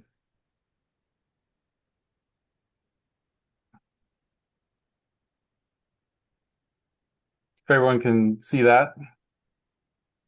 Yes. Okay, great. I'll get right into it. So a little bit about us, the auditor, EEC Environmental, as Scott mentioned, we responded to the RFP, and thank you again for allowing us to conduct this audit on behalf of the district. Myself, Joseph Jenkins, and then my colleagues Jim Kolk and Nadia Balut were the staff that worked on the audit for the district. And we've conducted a lot of previous SSMP audits for other cities and sewer agencies. We've done some of the previous ones for the Costa Mesa Sanitary District, but also worked on previous ones for the Orange County Sanitation District, the Los Angeles County Sanitation District, and then a number of some of the smaller Orange County cities. As Scott mentioned, the requirement is to conduct your internal audits at least once every 3 years. They used to be every 2 years, but with the revision to the WDR in 2022, it's now every 3 years. So you get that extra 1-year extension there. And so the previous one was conducted back in November of 2022. And really, we have 2 main goals here when we conduct the audit.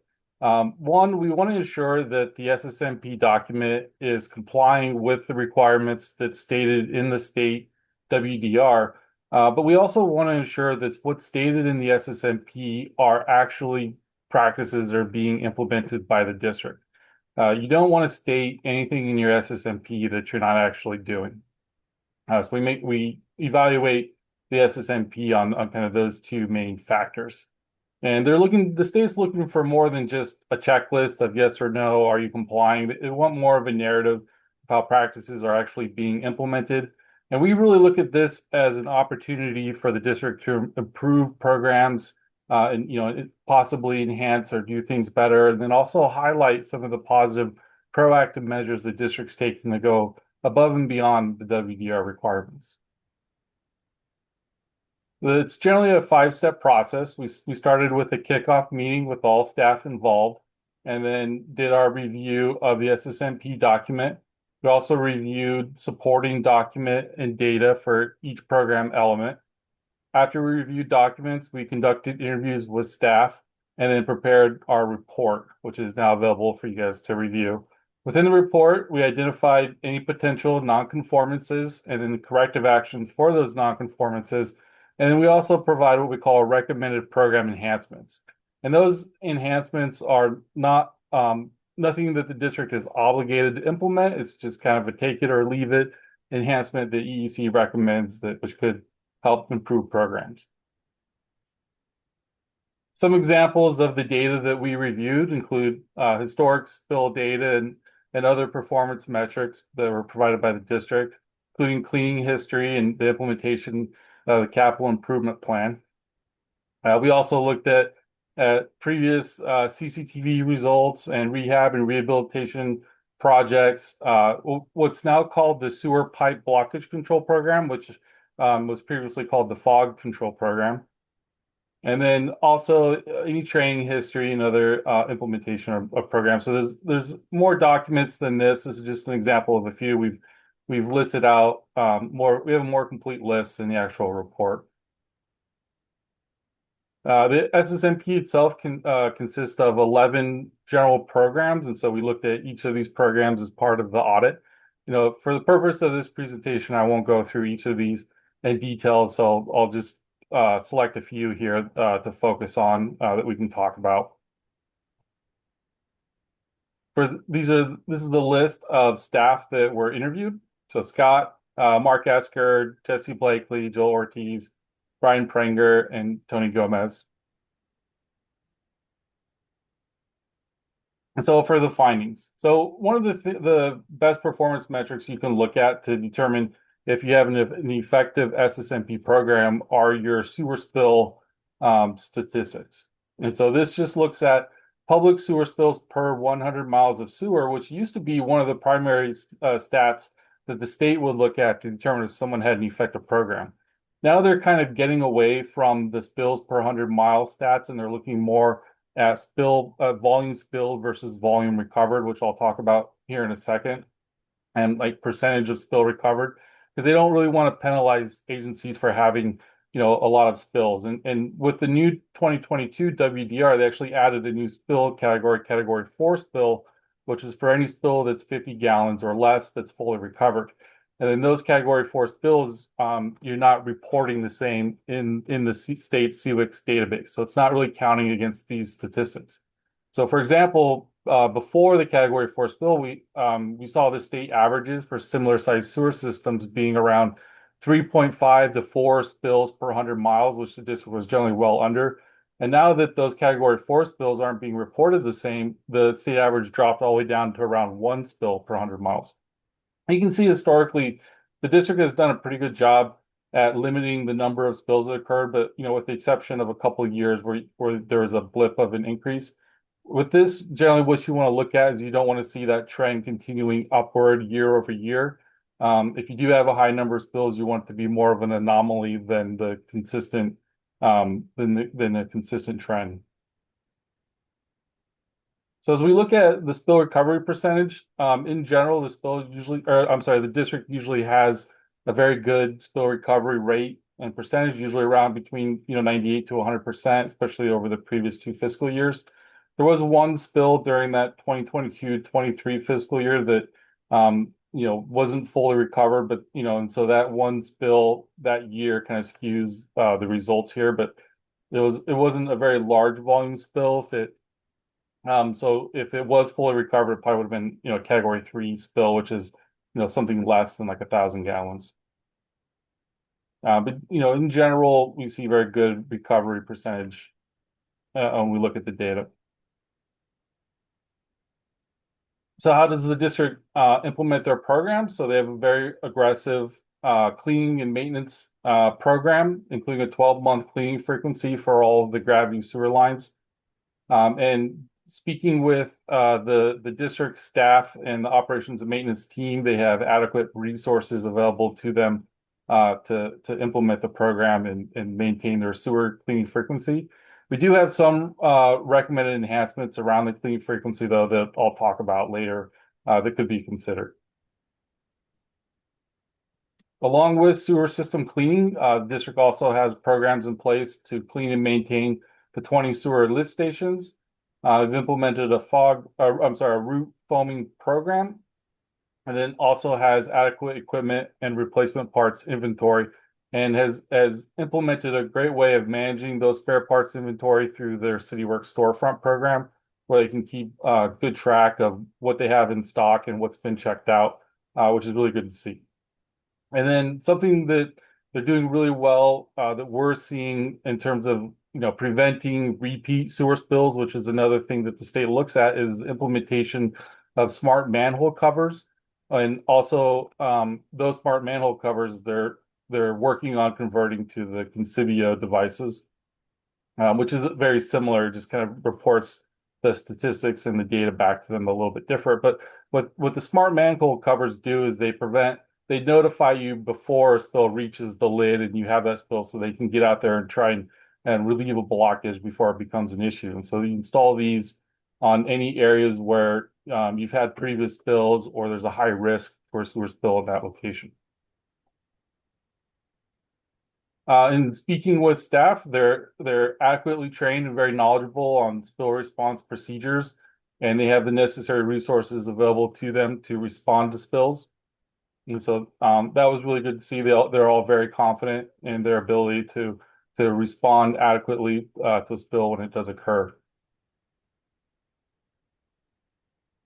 For system evaluation and capacity assurance, the district is still currently working from the previous 2021 sewer master plan and has established a schedule for repair projects and capital improvement projects, which is good to see. District also is planning to do a full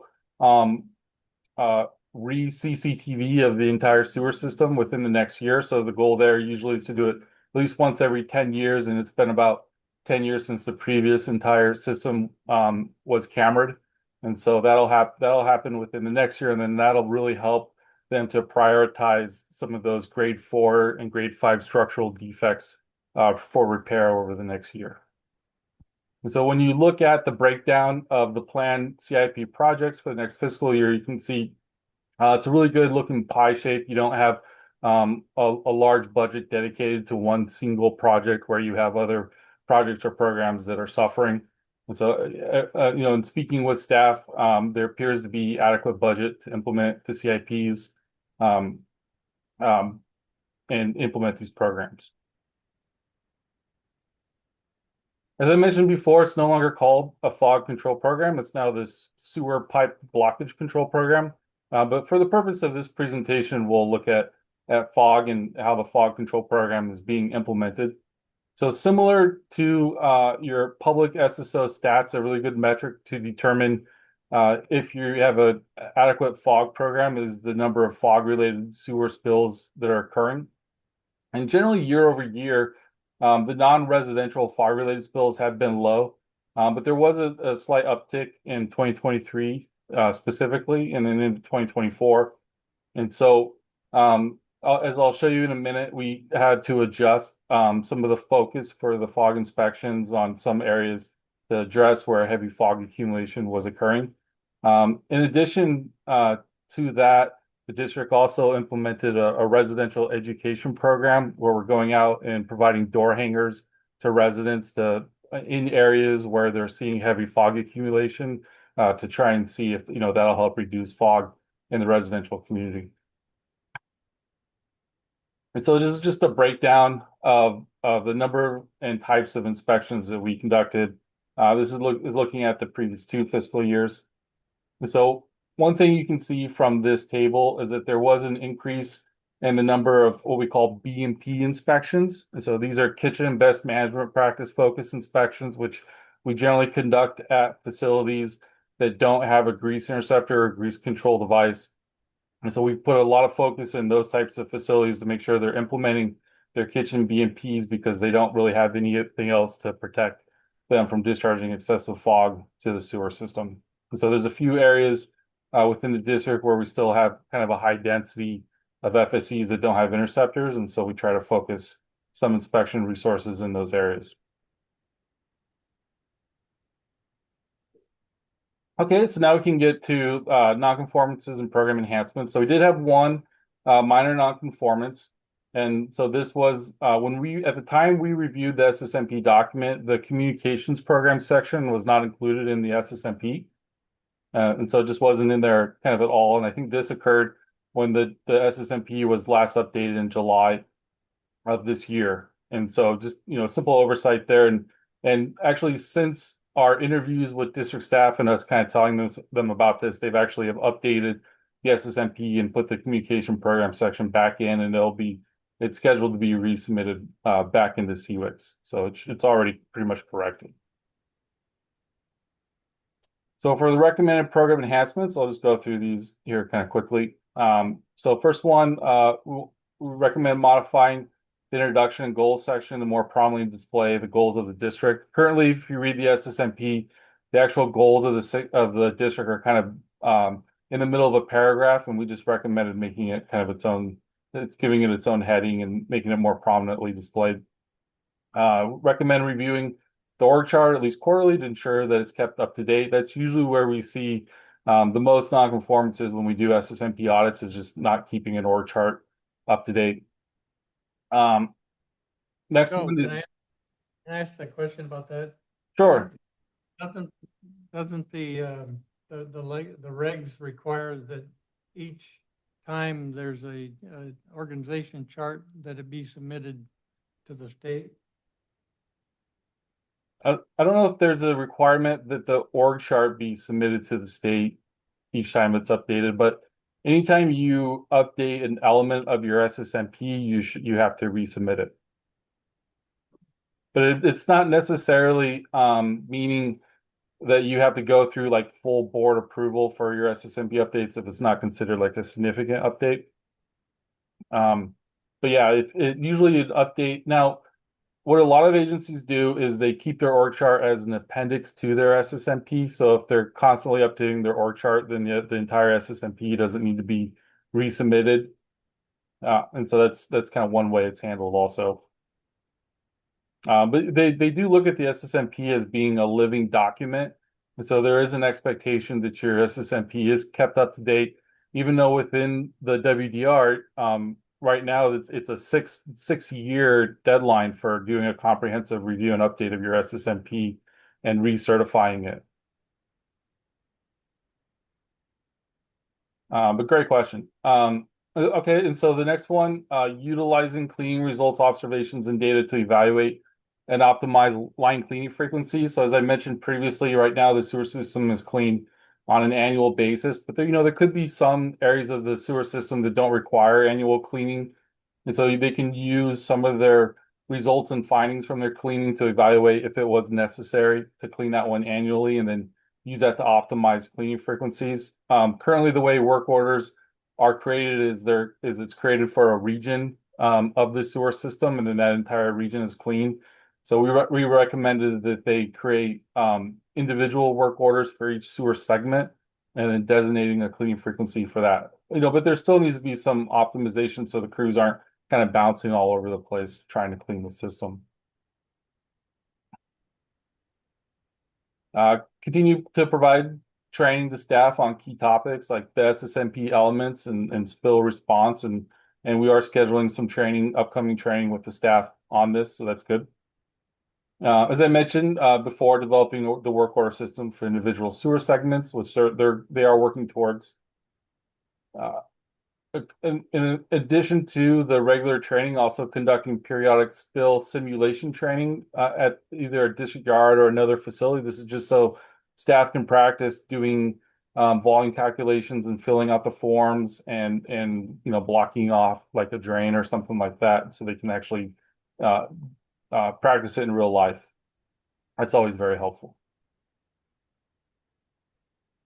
Evaluating the effectiveness of the residential education program. So this is just trying to look at if you're continuing to see heavy fog accumulation in those areas where we implemented residential education, just to determine if that's been effective or not. That's kind of the only way you can do that. We've been working on switching over our fog database to CityWorks. Currently, EEC manages all the fog data and access database that we kind of keep and keep up to date. And so we're working towards switching that over to CityWorks, where the district will be keeping it and managing it, and then they'll be able to see fog inspections being completed, kind of real-time data, and see that progress from real time. And they can also submit work orders for inspections if they want to, and help manage the inspections in that way. And then one of the parts of doing the system capacity evaluation is to establish a model that will actually reflect current flow conditions. And then in conversations with Mark, the district engineer, they're working towards updating that model so that the next time and when you get the CCTV data and other flow data, we'll be able to get some really accurate capacity evaluations of the sewer system.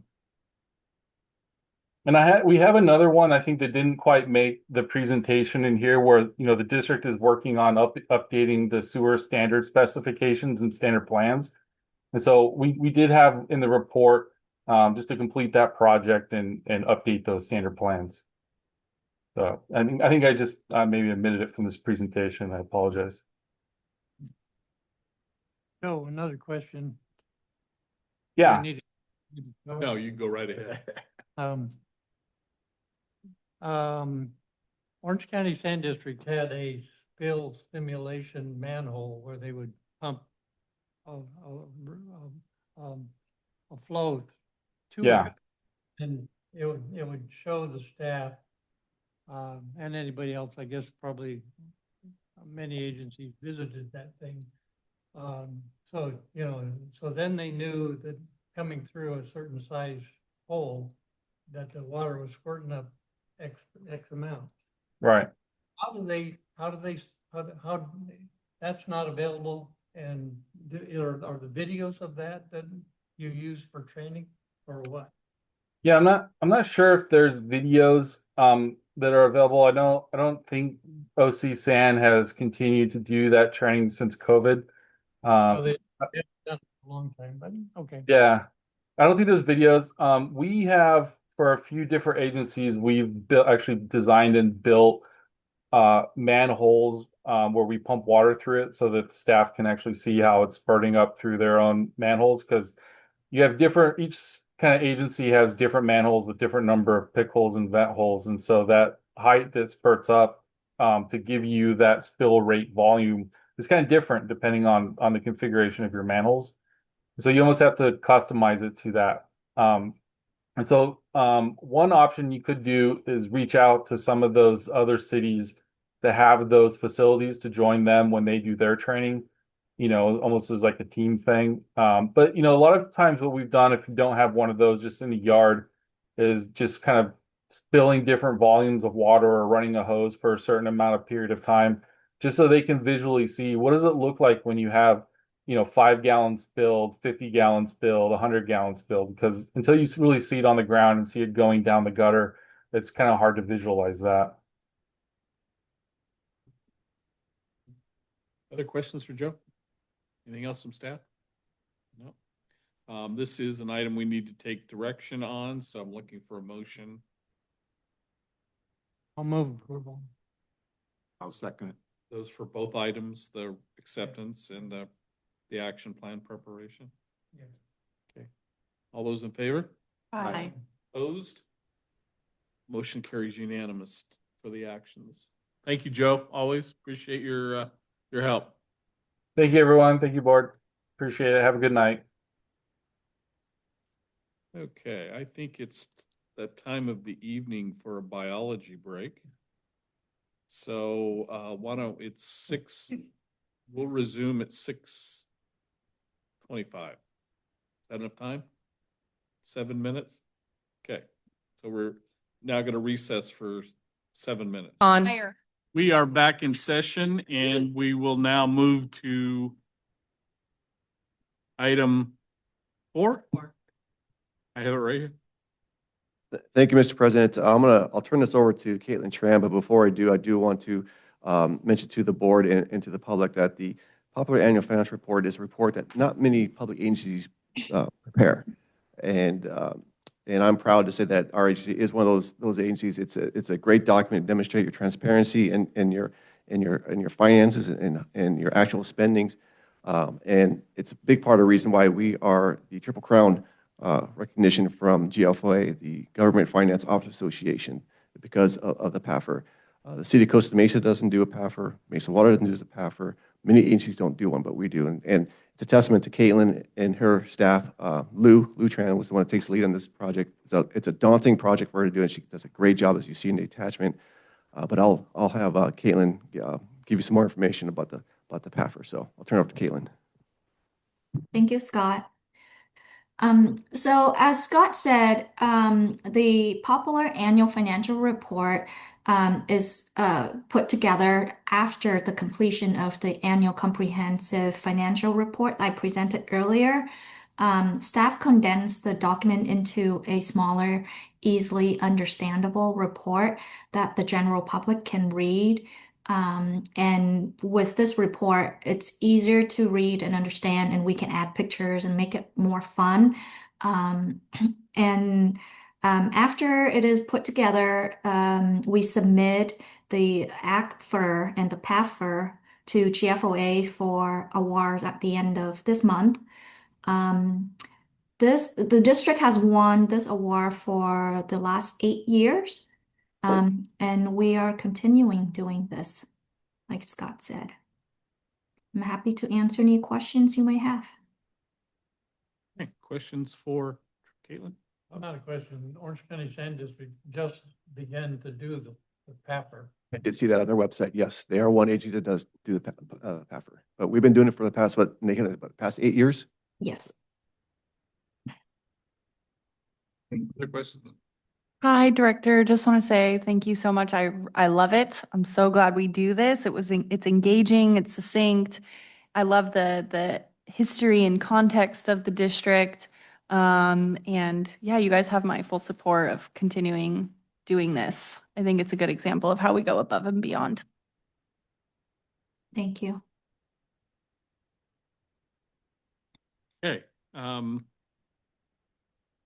we're just receiving file. Yes. it's just receiving file. Yes. Yeah, it goes without saying how much we appreciate the Special Districts Association Staff Member of the Year's efforts and continue to do the good work. I think we all are unanimous on that, Caitlin, and to your staff as well. So thank you for the diligence and hard work.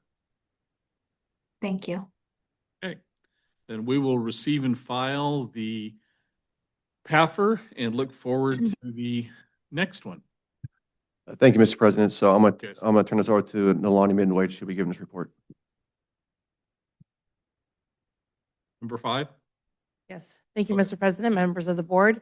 Before you this evening, are 9 applications that we have put for the board for review and consideration to fulfill the 1 vacancy that is currently on the CAC. So it is your opportunity to go ahead and review the applications and ask any questions that you may have. First comment is it's really gratifying to see 9 applicants or 10 applicants, I think, wasn't it? Or no, 9 applicants. That does show that you're getting the word out and that it's really nice to see this kind of response. The only thing that, and I'll leave this up to the board, we all just received these 9 applications the last couple days. Is there any urgency in doing this tonight, or can we have some time to discuss this and That's either at the take pleasure of the a board. study session or at the next board meeting? Want me to do that? I don't want to put it off till the next board meeting, but if we could do it at the study set, does that appeal to anybody? That appeals to me. I'd like to add to the discussion of like, just been reflecting on this process, right? And yeah, it's so hard to like pick a random person from 9 written applications. I feel like when we did my interview, that was really helpful. And that's kind of something similar I'm hoping to get out of our CAC applicants is like an opportunity to converse with them. And then I also wanted to put it out there that like, I think the city process for commissions, they have something really good going on there where each board member, so council member, is responsible for directly appointing their various commissioners. And I feel like in a way, I like that the responsibility gets put on the council member to like seek someone out and mentor them and that they're responsible for that appointment. Obviously, then it goes to a vote with the whole board and sometimes they're contentious. Most of the time they're not. But if in the future we'd ever be amicable to like reevaluating 1, maybe both the appointment process, but then 2, maybe down the road, once people are termed out, switching to that direct appointment model. I've seen a lot of fruit from that on the city level. And yeah, but if you guys did feel that there was a sense of urgency today, like I do think we got some great applicants as well. So just a little sneak peek. Don't get this many. That's, I was just going to mention that I don't think we've ever had this many for 1 seat. Yeah, it's almost a bummer. We only have 1 opening. So I've got some public comments and I'm going to take those tonight, but is there any thought to narrowing the field down here with 3 or 4 candidates or do we want to just take the whole grouping? I don't know anybody. I have I- background, I have nobody. I have the names. I'd like to move the whole group. I feel like that's fair. I- And then Nolani also let me know, I think that's good. 3 people didn't make it to the deadline to make it to this meeting. So if we could include those people too, to move to the following meeting. If we not gotten their applications? We did receive their applications after the agenda packet was published. So I had communicated to those applicants that we could hold their application on file for the April vacancies if they so wished. And I haven't received a response yet. So I think that's the better way to go. I mean, when you have a deadline, you have a deadline. So, Yeah, just give us a deadline. okay. Let's go ahead and open this to public comment. But just understand that we are continuing this to the January study session for a vote. Okay? Mr. Preston.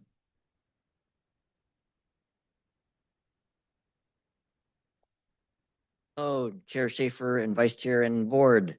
I'm Craig Preston, been a resident since 2007.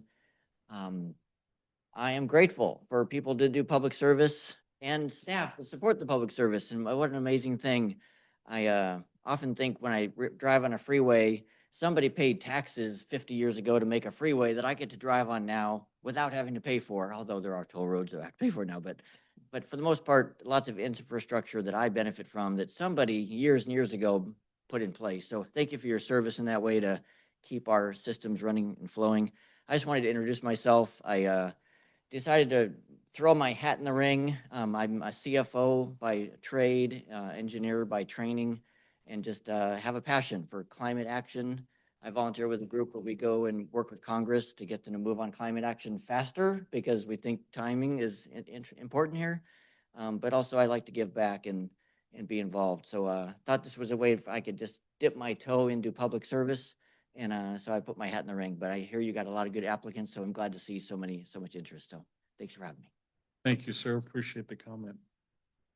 Sue Lester.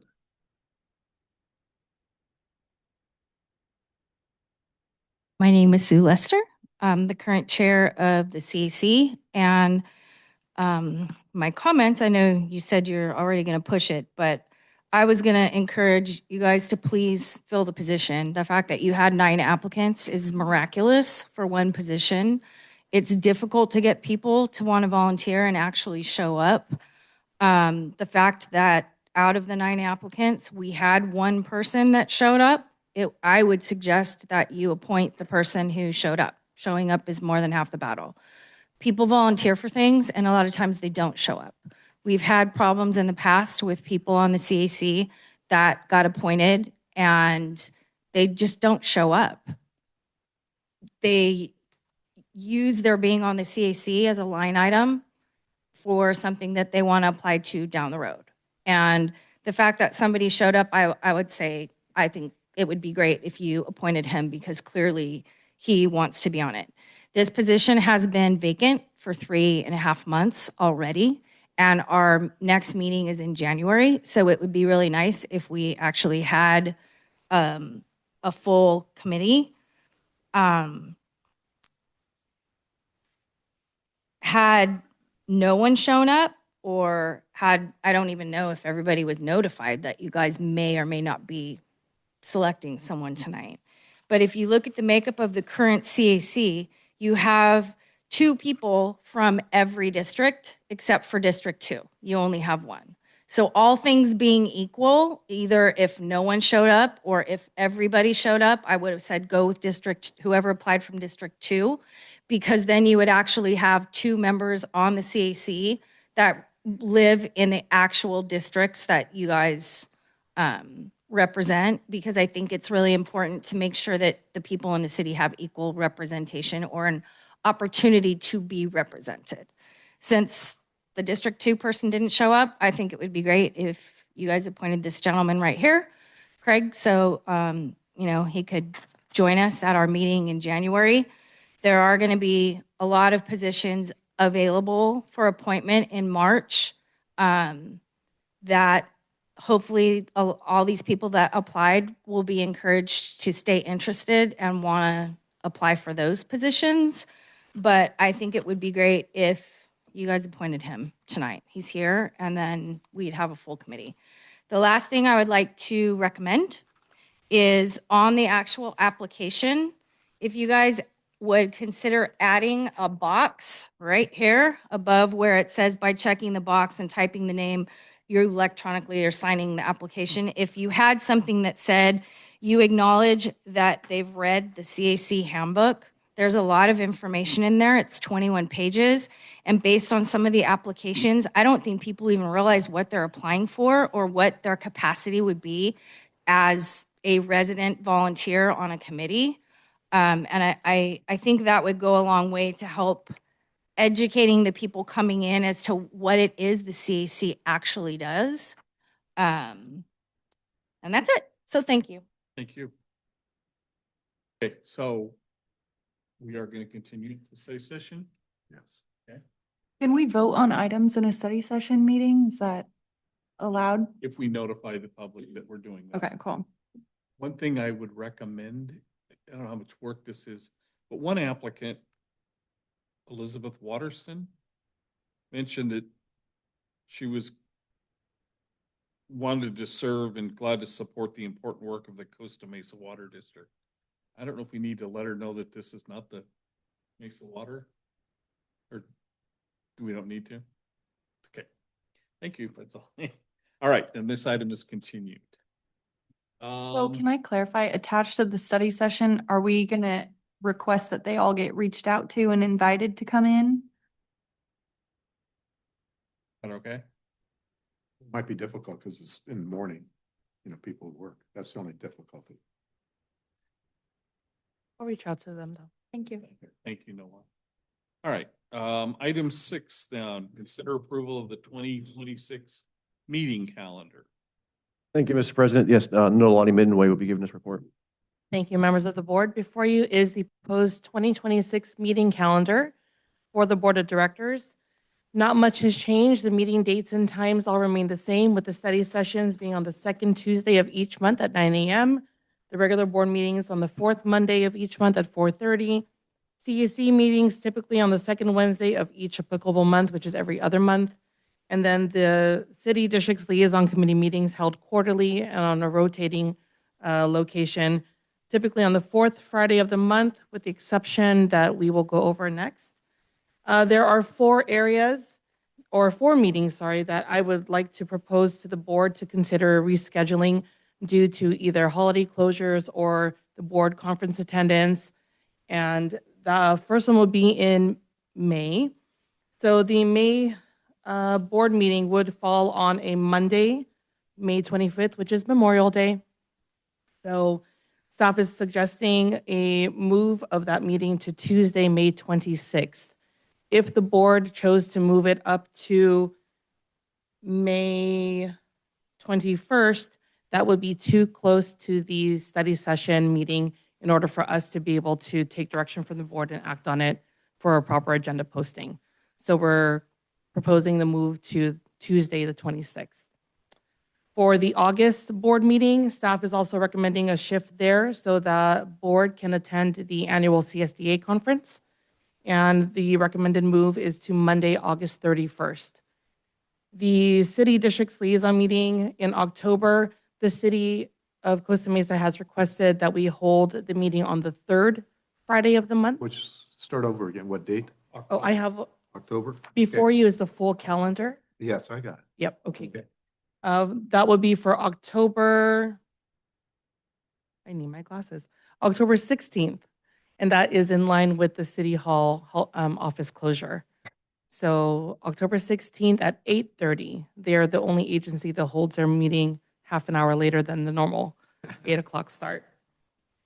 And then the CAC meeting for the month of November, it's typically on the second Wednesday, which happens to be Veterans Day. So staff is proposing a move to the following week of Wednesday, November 18th. If the board is okay with that, we ask that the board adopt the proposed meeting schedule. How about December? December 21st would be the meeting because CMSD is closed for the week of Christmas. Christmas is on the 25th, right? Christmas sounds, yes. So wouldn't be that the same month, same week? I'm sorry, the meeting did not move. So yes, it is the same week as Christmas. Okay. So it's up to the board. The board in past has moved the meeting a week prior to the week of Christmas, Yeah. but it would be the pleasure of the board. Yeah, mean- I think we should. What, just move it up? a Move it week? early if If- the district is closed that week. Yeah, I don't want to bring everybody in. Actually, I apologize. I The misspoke. following week. We are closed Christmas Eve onward. So the Mm. 21st, we would still be open, so we can have the meeting on the 21st. I think moving it up a week is, like this year was good. It's real good. I agree. What date would that be then? So 14. then we would move it up to, 14th.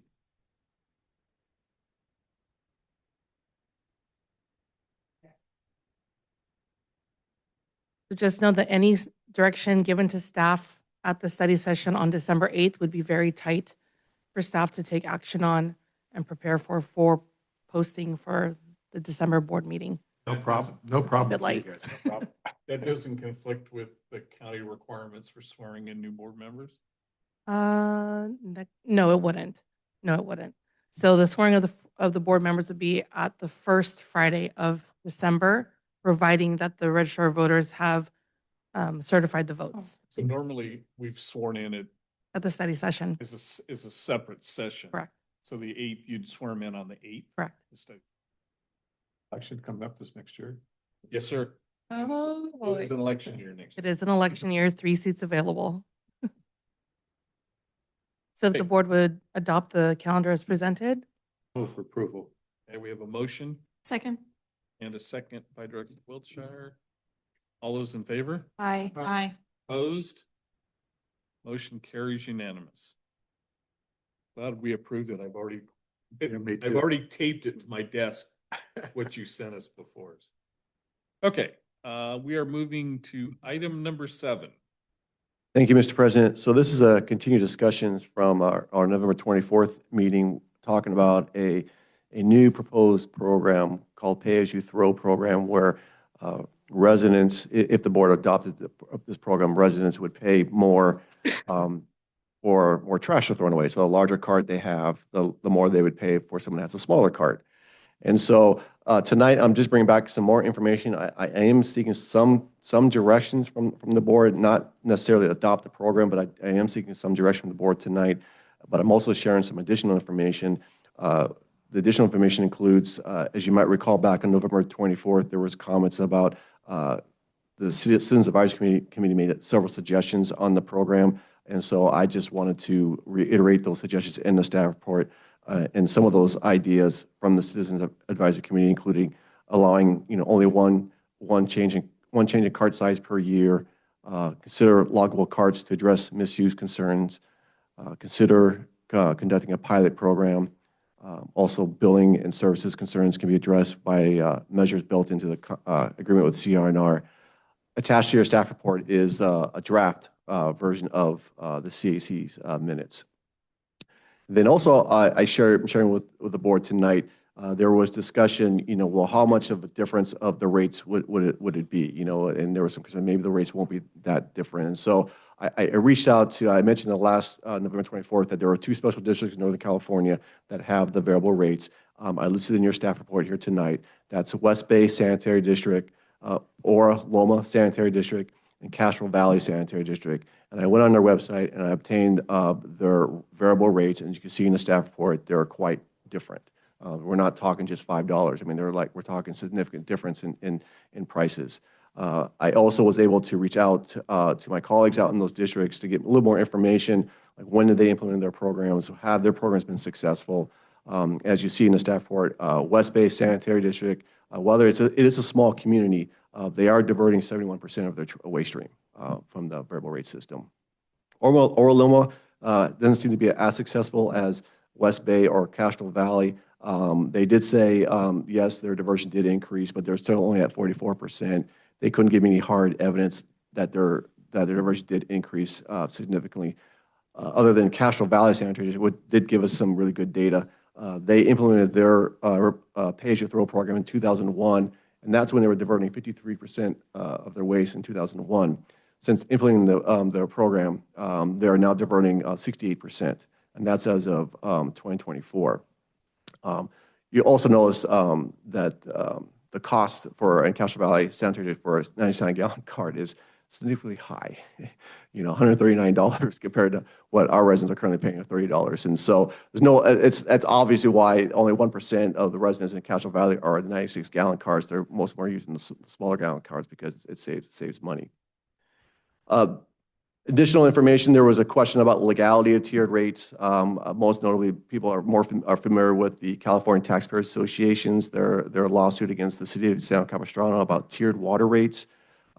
I don't believe, talking with my staff or talking with my colleagues up in Northern California, solid waste tiered rates and wastewater rates are two different aspects, because if you can definitely make the argument that if I'm using a 96-gallon cart, I am throwing away more trash than a 36-gallon, so therefore it's going to cost more to throw that away. So therefore you should be paying more. So there's a legal argument that yes, it's costing more to throw more trash.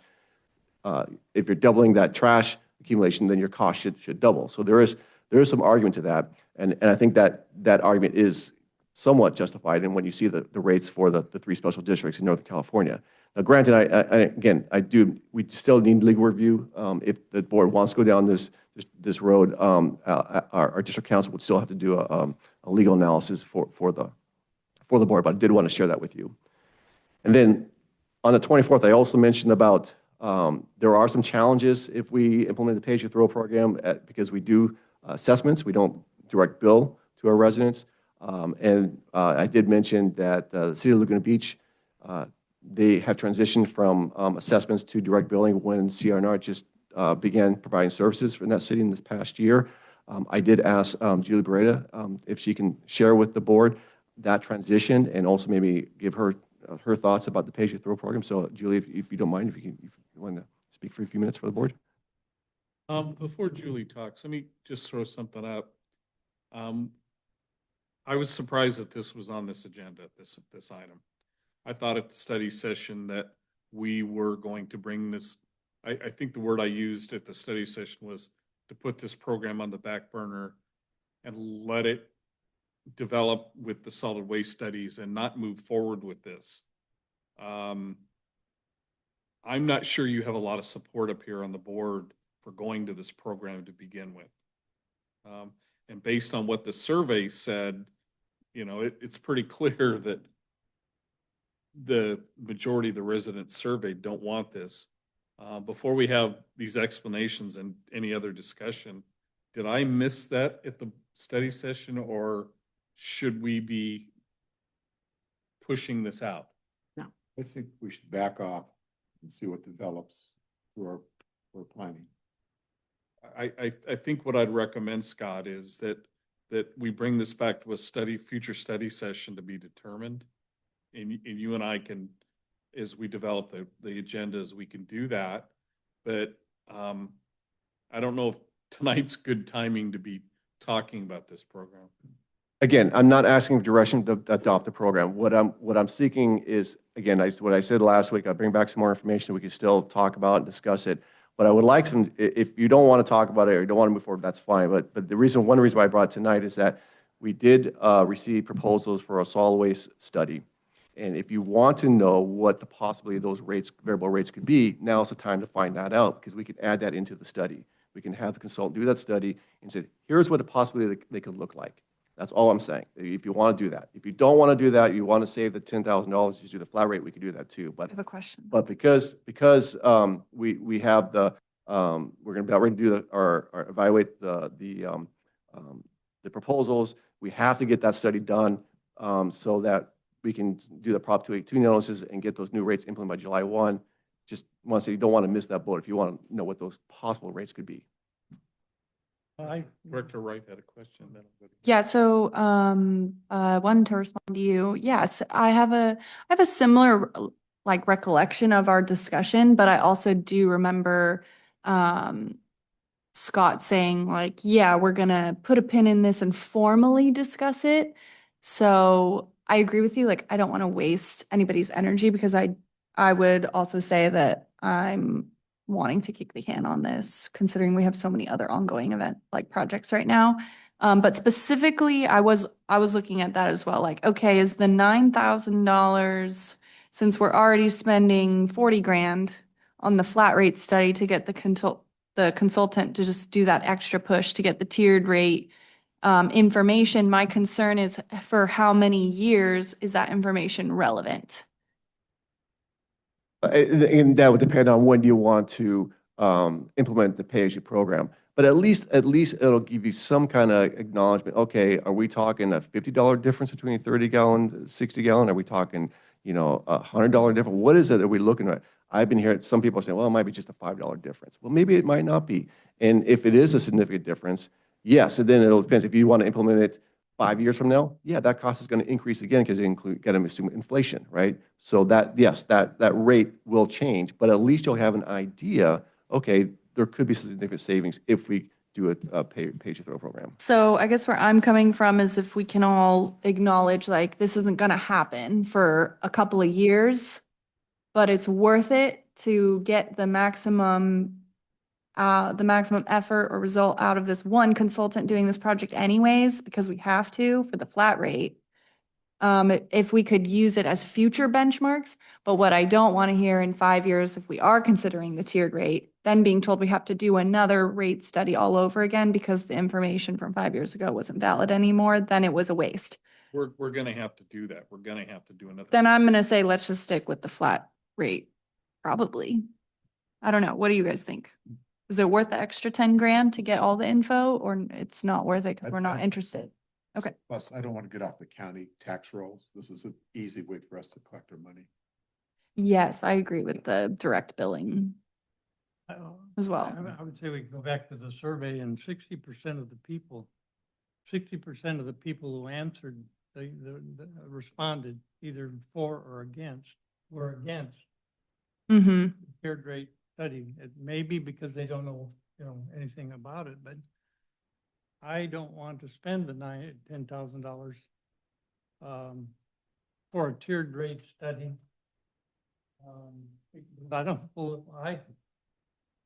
I'm not fully committed to that at all. And even if we got the rates, even if we knew what the rates were or the difference in the cart sizes. So I think we should just make a motion to retain the solid waste rate study to the flat rate.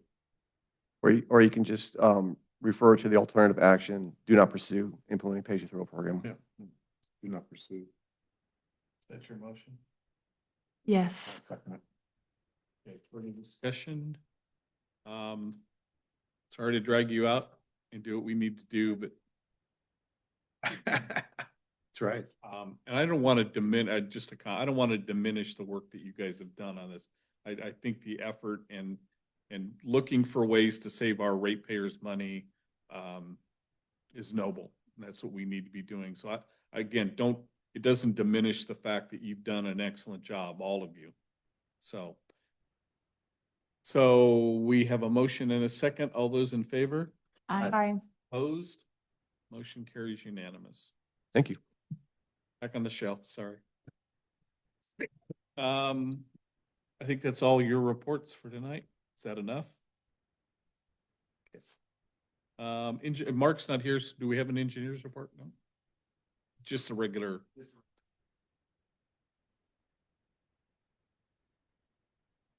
Anybody have any questions on the report? Then, Mr. Davis. Thank you, Mr. President, board members.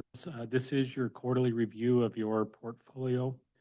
In the markets today, the Dow closed down, the Dow closed at 48,417. It was down 41 on the day. Year to date, it's up 57.57, so that's 13.5%. Good year in the market. Since we last had our quarterly review, the Fed has eased rates 3 times, most recently being last week. They've dropped a quarter point each time. So now the Fed funds rates ranging between 3.5% to 3.75%. On the inflation front, the most recent inflation data that's available is from September 2025. And inflation at that point in time was at 3.0%. The administration canceled the October release of inflation data, and November data is supposed to be released later this week. Your portfolio is earning 3.104% at the end of November. That's up 104 basis points from the beginning of the year, beginning of the fiscal year. With the rates declining, the Fed cutting the rates, your portfolio is seeing an increase in market value. It was nice to hear on from the auditor today that portfolio was earning 5.25%. We've never bought anything at 5.25%. But that's really due to marking the portfolio to market. And so at June 30th, they take a snapshot in time and they value the portfolio against what the market is. The market was up at that point in time. So it kind of inflates your investment earnings. It's just paper earnings. It's not actual cash in the door.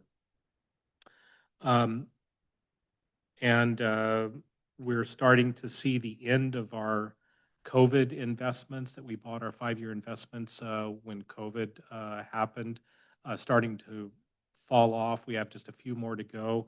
We had one fall off in November. It was earning 0.6%. We were able to replace that with a 3.6% investment. That's all I got today. I'm happy to answer any questions you may have. Questions for Mark? Thank you for answering that. When Paul had mentioned the 5.25, I thought that isn't consistent with what you were going to say, and I was going to find out where we invested so I could maybe help myself, but that's probably insider trading, and I don't want to get involved with that. Yeah, go ahead. What is the current loan rate? I know that, is it under 6% yet, or is it at 6 or 7? Mortgage rate? Yeah, mortgage rate. I don't know the answer to that. You don't know? No. No. I can get back to you. I'm just curious. Most of the stuff that you put us in really isn't affected by this tariff thing too much, is it? No, it's not. You're super conservative in U.S. Treasuries and government agency securities. Where it can come into play is if we invest in a medium-term note and the corporation that we're investing in has purchases that are getting affected by the tariffs. You could see some impact with that, but we only have 2 medium-term notes right now. They were purchased a while ago, so there's no impact on those. We're okay on soybeans. We're not doing any soybean investment. Or oil that's going to Venezuela. We're not investing in any of that. Nothing in Venezuela or close thereof. We need a motion to accept the quarterly investment report. So moved. Second. Motion by Perry, second by Wright. Discussion. All those in favor? Aye. Opposed? Motion carries unanimous. Thanks, Mark, always. Counselor, you're up. Thank you, Mr. President. You have an ordinance before you. This ordinance implements the board direction to raise the general manager's authority to issue a contract for general purchases up to $25,000 without utilizing any special bidding procedures. He's only to use his best judgment, and he has pretty wide discretion.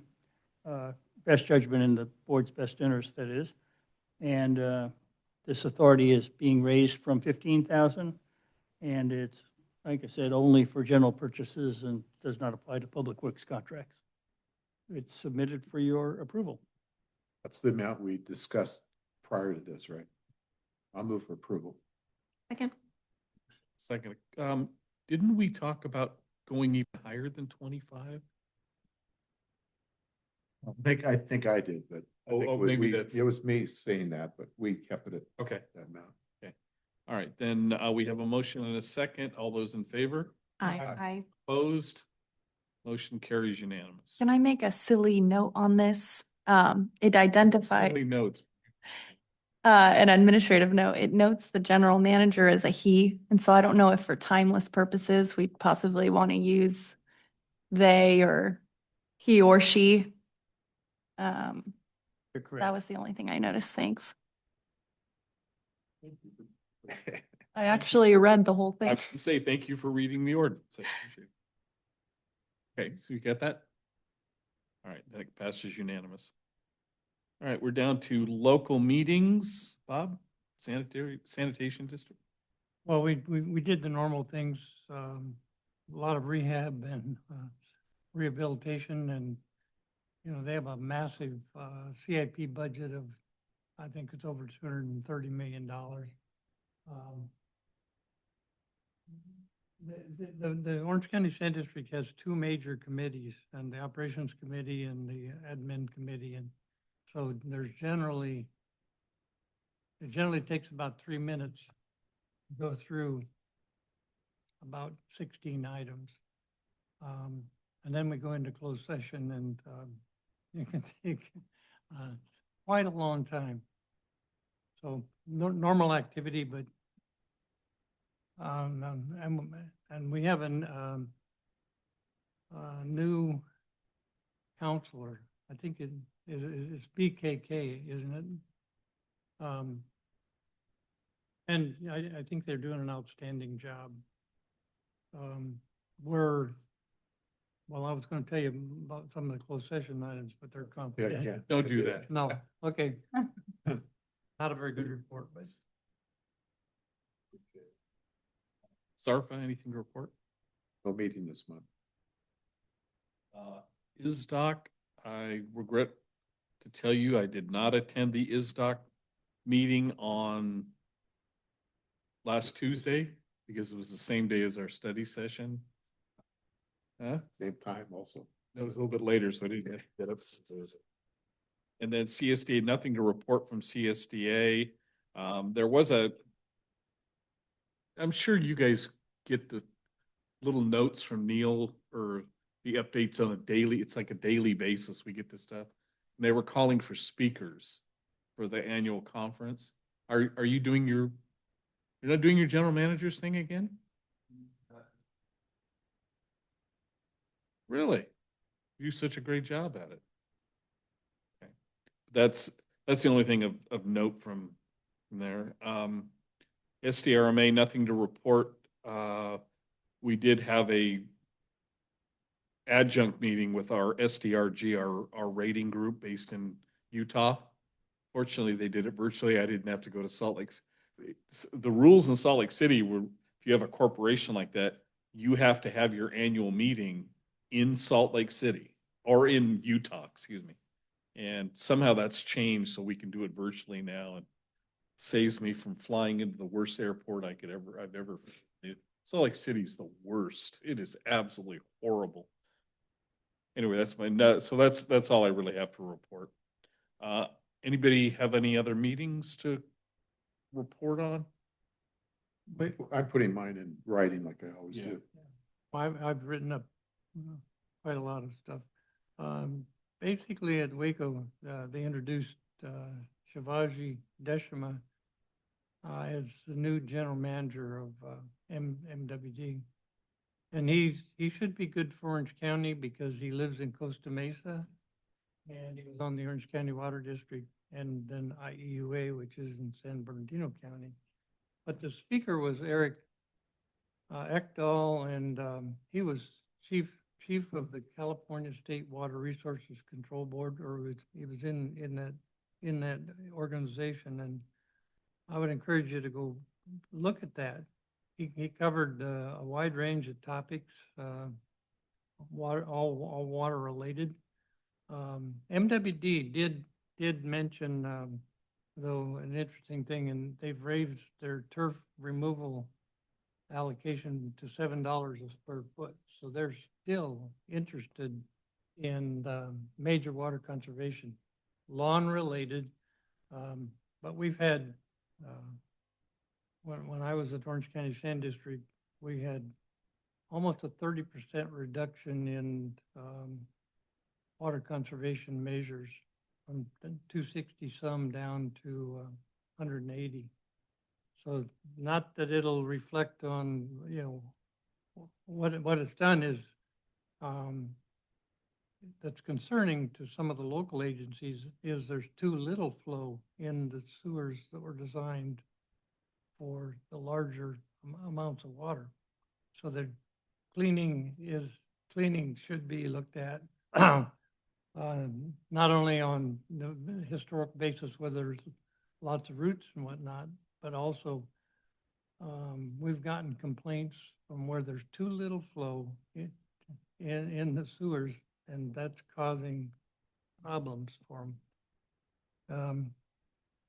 And then I attended our PR ad hoc committee with the general manager and Chair Mike, and they report on LAFCO. Our MSR, and I forget what that means. Municipal service review is still a ways off, and I think we'll be doing it jointly with Mesa. There's a large turnover of general managers and key staff